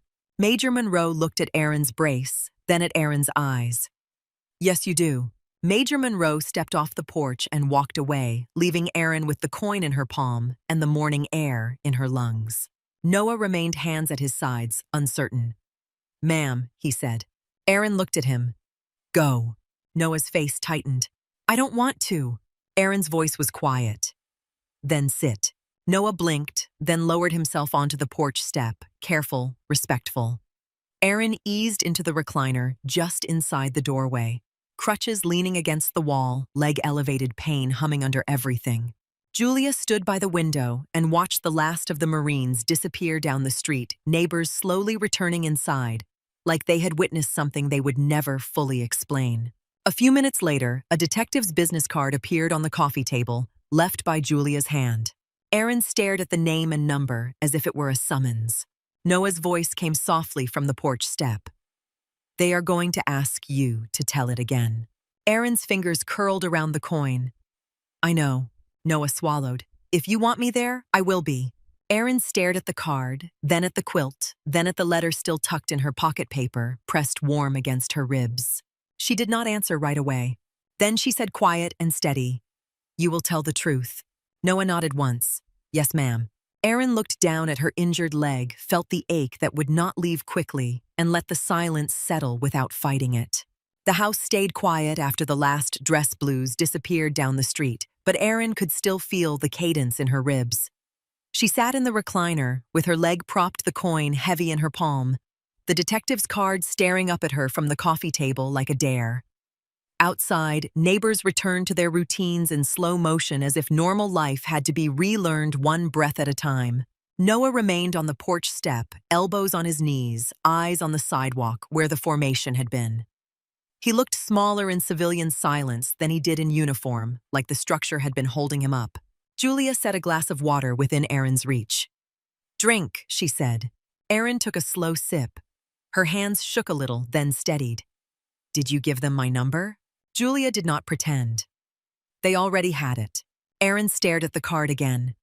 Detective Lane Mercer. A phone number. An extension. The simple certainty of law enforcement printed in black ink. Noah spoke without turning his head. They'll want more than statements. Erin exhaled. I know. The pain in her leg throbbed in a steady rhythm, deep and punitive, like it had its own opinion about everything happening around her. She adjusted the brace, jaw clenched, refusing to let the discomfort make the decisions. Julia watched her. You can take what they prescribed. Erin's eyes flicked up. No.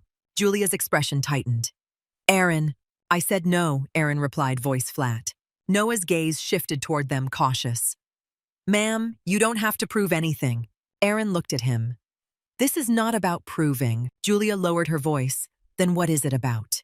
Aaron stared at the coin in her hand. Control, she said quietly. Silence settled. Julia looked away first. That afternoon, Detective Mercer called. Julia answered, listened, then held the phone out to Aaron without comment. Aaron took it and pressed it to her ear. Ms. Hart, a man's voice, said calm and practiced. Detective Mercer, you comfortable talking?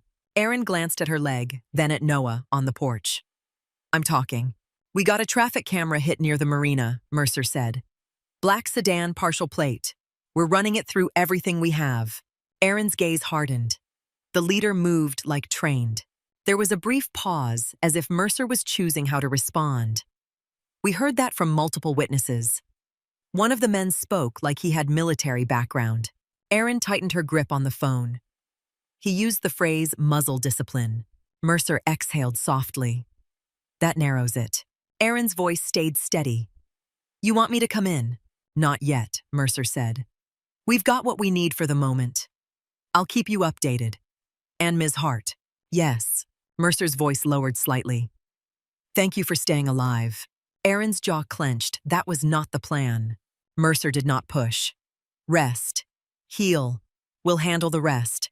Aaron ended the call and set the phone down on the coffee table with care, as if a hard drop might break something inside her. Noah stood. They have a lead. Aaron nodded once. Julia watched Aaron's face. You're thinking about the diner. Aaron's gaze moved to the window. The street looked ordinary again. A mail truck rolled past. A dog barked once.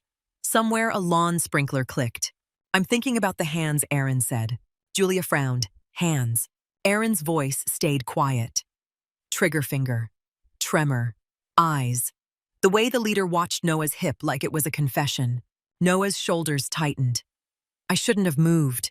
Aaron looked at him. Stop. Noah swallowed. Ma'am. Aaron's tone hardened. Stop making a story where you are the cause. Those men walked in with guns. That is the cause. Noah stared at the porch floorboards. Yes, ma'am. Aaron held his gaze until his breathing slowed again, then looked away, exhausted by the fact that she had to command peace into him the way she had commanded it into patience.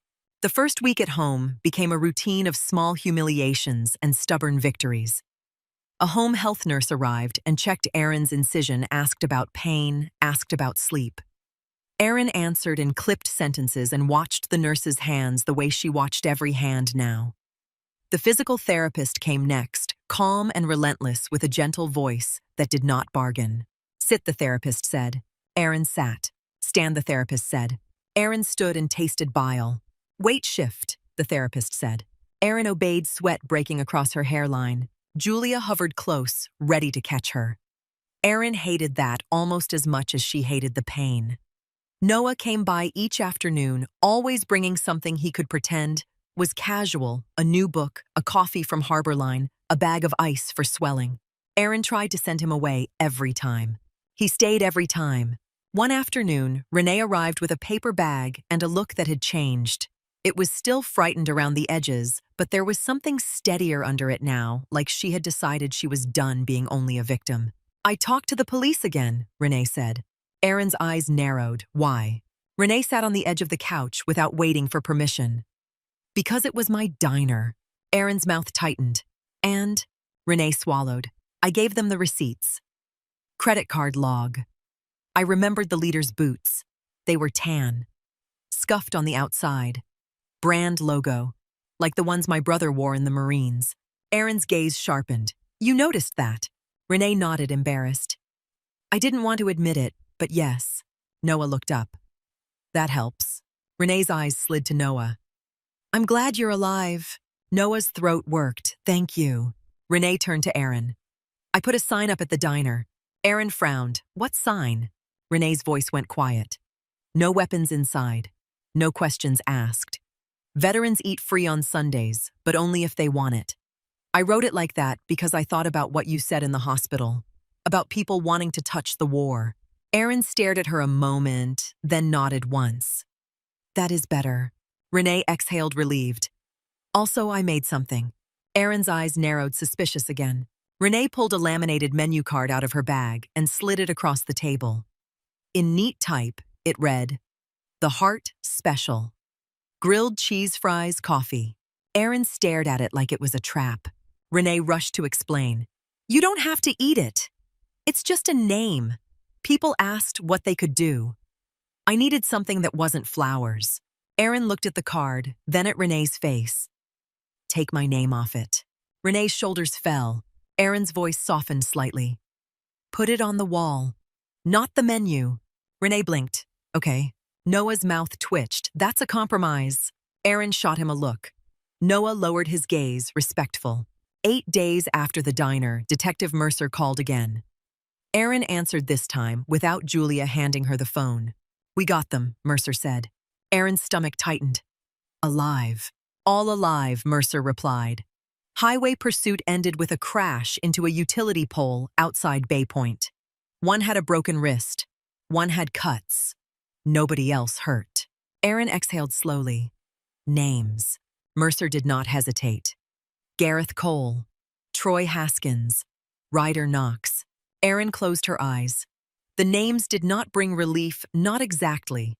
They brought shape to the memory, and shape did not make it smaller. Mercer continued. Cole has a prior. Theft, assault, dishonorable discharge from the Marines. We're pulling everything. Haskins has no real record. Knox has drug charges. Aaron's jaw clenched. Cole was the leader. That matches what we have, Mercer said. We're charging armed robbery, aggravated assault, attempted murder. Aaron's eyes opened. Attempted. Mercer's voice stayed calm. We need you stable. We will schedule deposition when your doctor clears it. Aaron stared at the brace. Fine. Mercer paused. Ms. Hart, your statement has weight. Your presence has weight. Aaron's voice went cold. Do not make me into a symbol. Mercer exhaled. Understood. We'll be in touch. After the call, Aaron sat very still. Noah watched her carefully. They caught them, Noah said. Aaron nodded. Noah's throat tightened. I want to see him. Aaron's gaze snapped to Noah. No. Noah flinched. Ma'am. Aaron's tone hardened. You do not go looking for a man with nothing left to lose. You do not stand close to a cage and pretend the bars make you safe. Noah swallowed. Yes, ma'am. Julia looked between them. Court, she said quietly. Aaron nodded once. The weeks moved on. Aaron's leg healed into a new shape, held together by metal and discipline. She learned how to transfer weight without collapsing. She learned how to climb 3 steps with her jaw clenched and tears she refused to acknowledge. She learned how to sleep in short stretches, waking to phantom sounds, then forcing herself back down into the pillow. Noah came less often, not because he cared less, but because Major Monroe kept him busy. He sent texts instead. Short updates, no drama, just facts. Detective wants another detail. Renee is doing okay. Walt asked about you. Aaron read them and replied with the same clipped precision. Good, heal, eat. When Aaron finally returned to Bay Point Medical Center on crutches, the air inside the ER hit her like a familiar punch. The smell of antiseptic, the squeak of shoes, the murmur of controlled panic. Her body slipped into the rhythm before her mind asked permission. She approached the charge desk. Lisa looked up and froze. Aaron, Lisa breathed. Aaron lifted her chin. Clocking in, Lisa stepped around the desk and hugged her, careful of the leg. You scared me. Aaron's voice stayed flat. You can yell later. Lisa laughed through wet eyes. Deal. A few nurses clapped quietly. Someone called out, Welcome back, and it spread down the corridor like warmth, restrained but real. Aaron tried not to look at their faces too long. Gratitude made her uncomfortable. It felt like debt. Dr. Kapoor appeared near the trauma bay coat, open hair slightly disheveled, eyes sharp. She took in Aaron's crutches and brace and said, You are not running. Aaron's mouth tightened. I am walking. Dr. Kapoor's eyebrows lifted. That is not running. Aaron's gaze held. Not yet. Dr. Kapoor stepped closer, voice low. If you overdo it, I will personally carry you out. Aaron's mouth twitched. You can try. Dr. Kapoor's expression softened, just a fraction. I missed you. Aaron looked away. Don't make it weird.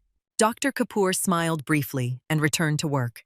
Aaron's first patient back was an older man with a deep laceration on his forearm from a garage accident. He looked at Aaron's limp, then at her name badge, then at her eyes. You're the one, he said quietly. Aaron's jaw clenched. I'm your nurse. The man nodded as if he understood the boundary. Fair.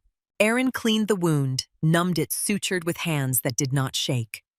The familiar work grounded her. Blood made sense. Tissue made sense. Healing made sense. It was everything outside of medicine that felt unstable. 6 months after the diner, the courthouse smelled like polished wood and old paper. Aaron arrived with Julia and Dr. Kapoor, who insisted on coming as if she could suture the entire justice system if needed. Aaron wore a simple blazer and flat shoes. She used a cane instead of crutches now. Each step still reminded her what metal felt like, inside bone.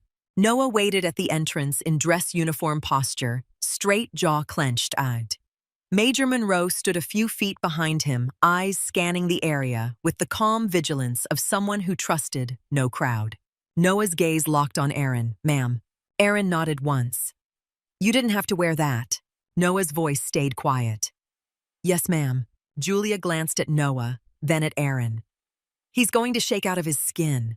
Noah heard her and looked away. Inside the courtroom, Gareth Cole sat at the defense table in an orange jumpsuit. Even without the ski mask, Aaron recognized him. Not by his face alone, but by the way he held his shoulders, the way he watched the room, the way his gaze assessed exits even while seated. Training did not evaporate. It just changed allegiances. Troy Haskins sat beside him, smaller than Aaron expected. Eyes, bloodshot hands clasped, as if praying. Ryder Knox looked worse. Cheeks, hollowed eyes, darting. He seemed angry at the world for no longer letting him point a gun at it. Aaron took her seat and stared straight ahead, refusing to give them the satisfaction of seeing her flinch. The prosecutor called witnesses. Renee testified, first voice shaking, but clear. She described the bell, the weapons the moment the first shot shattered the ceiling tile. She described Aaron's voice, how it cut through the room like order. Walt testified next, hat in his hands, face controlled. He admitted he had a weapon and admitted he did not draw it because he knew what crossfire did to rooms full of civilians. His voice did not tremble. Then Noah's name was called. He stood, walked to the stand, and sat with his back straight. When the prosecutor asked him to describe what happened, Noah spoke with the blunt economy of a Marine trained to deliver reports. 3 males entered, he said, weapons visible.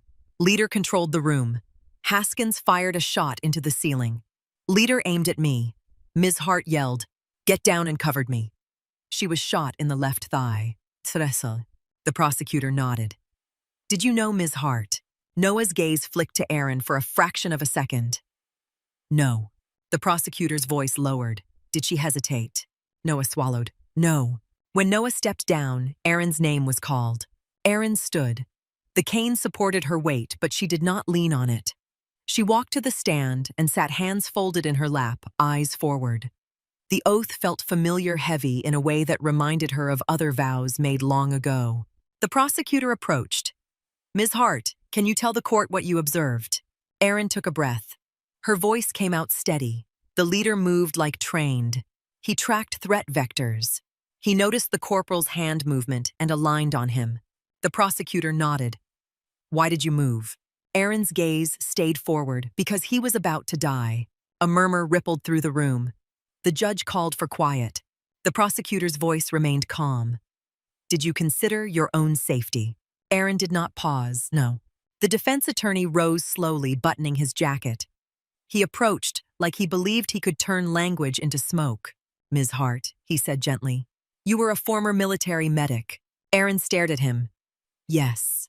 So you have training, he continued. You are not a typical civilian. Aaron's mouth tightened, correct. Is it possible, the defense attorney asked, that you acted out of habit without fully understanding the risk? Aaron's eyes narrowed. I understood the risk.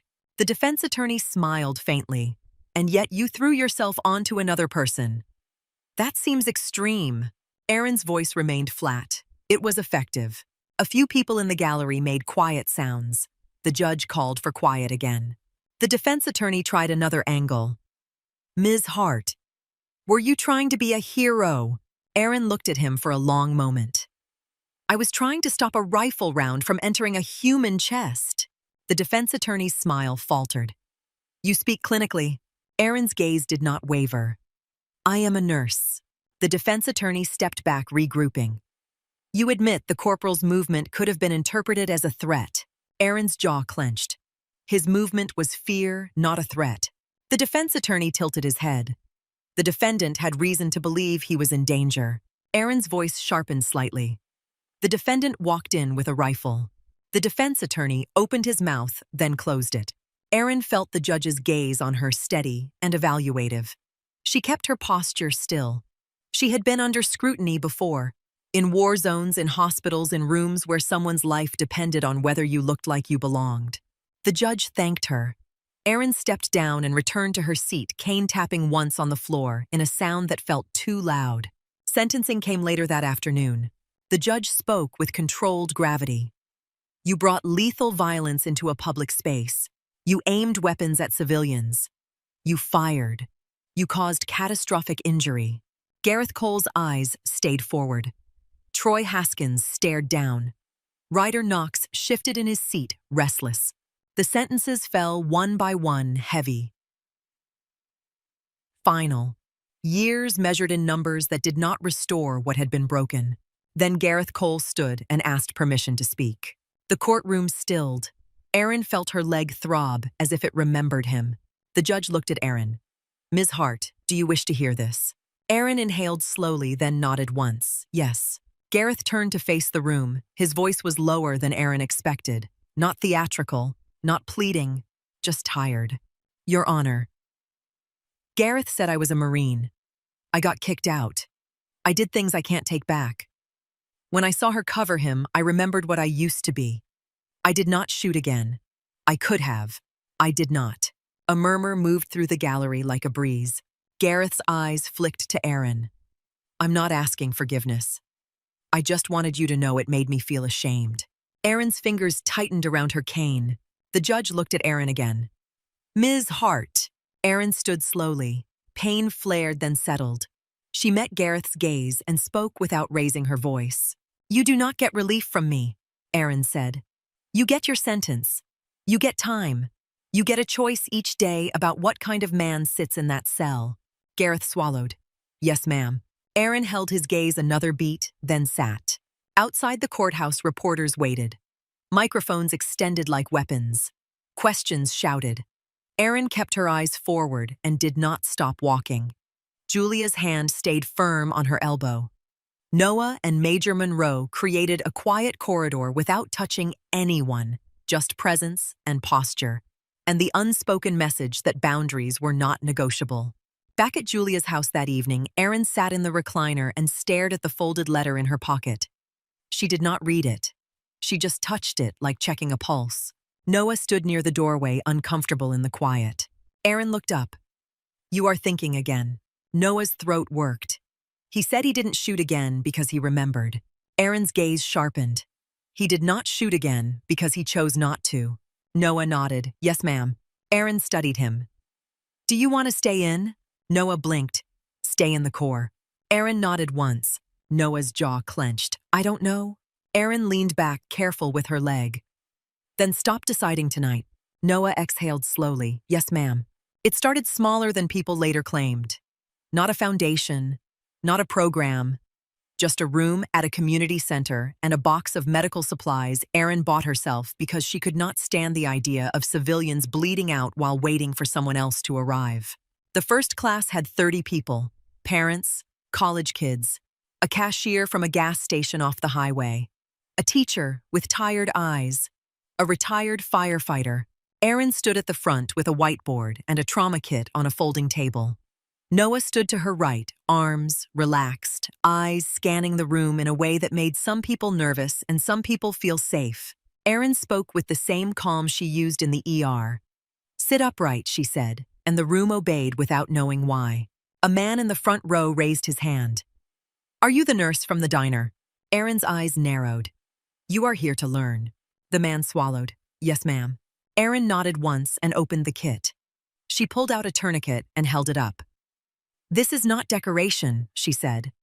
This is a tool. She demonstrated without flourish. She wrapped it around a training mannequin limb, tightened until the simulated bleed stopped. Her hands did not shake. Noah watched the room's faces change as they realized how fast blood could leave a body. Fear turned into attention. Attention turned into something useful. A young woman in the back raised her hand. What if you freeze? Erin looked at her. The woman's voice was steady, but her fingers twisted together in her lap. Erin walked closer, cane tapping softly, then stopped just short of the woman's row. Freezing happens, Erin said. The body tries to protect the mind. You do not fight it by pretending you are fearless. You fight it by giving your hands something they already know how to do. The woman swallowed. Like what? Erin held out the tourniquet. Take this. The woman hesitated, then stood and took it. Erin's voice stayed calm. Wrap it, high and tight. The woman's hands shook. Erin did not correct her with irritation. She corrected with precision. Pull the strap through. Flatten it. Now tighten. The woman's face tightened as she worked. Her breathing grew faster, then steadied as the steps became physical. Noah stepped closer and spoke quietly. You're doing fine. The woman glanced at him, then back at the tourniquet, and tightened again. Erin watched her hands stop shaking. At the end of class, people lingered. Questions came quietly, then faster. Someone asked about run and hide. Someone asked about what to do if their child was with them. Someone asked how to stop thinking about the sound of a gunshot.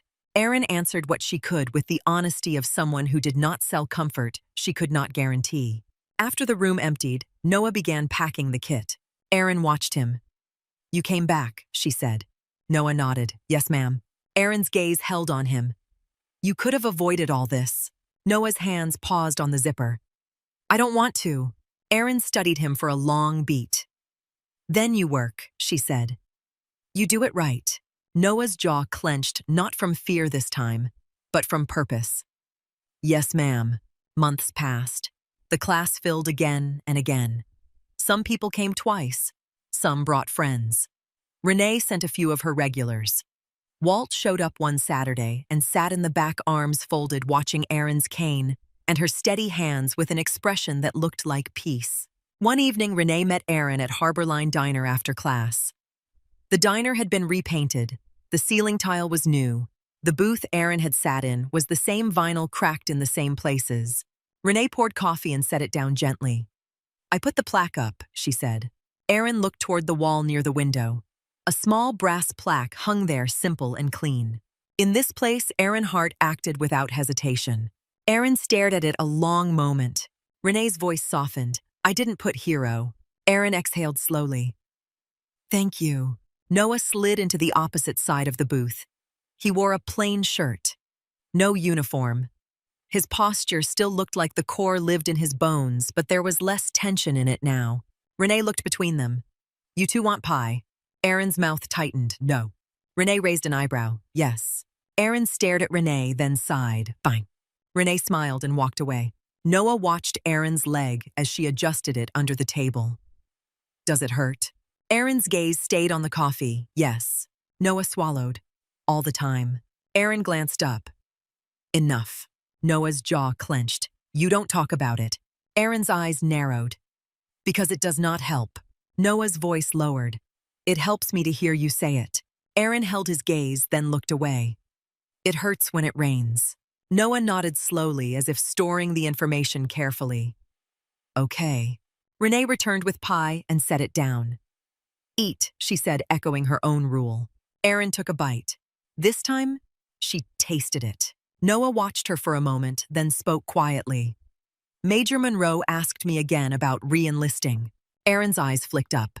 And? Noah's throat worked. I told her I'm working with you. Erin stared at him. I am not your excuse. Noah's gaze held steady. You're not. You're my work. Erin's mouth tightened, but her eyes softened slightly. Outside the diner window, the marina lights reflected on the water in long, trembling lines. A couple walked by, holding hands. A car passed with music low in the background.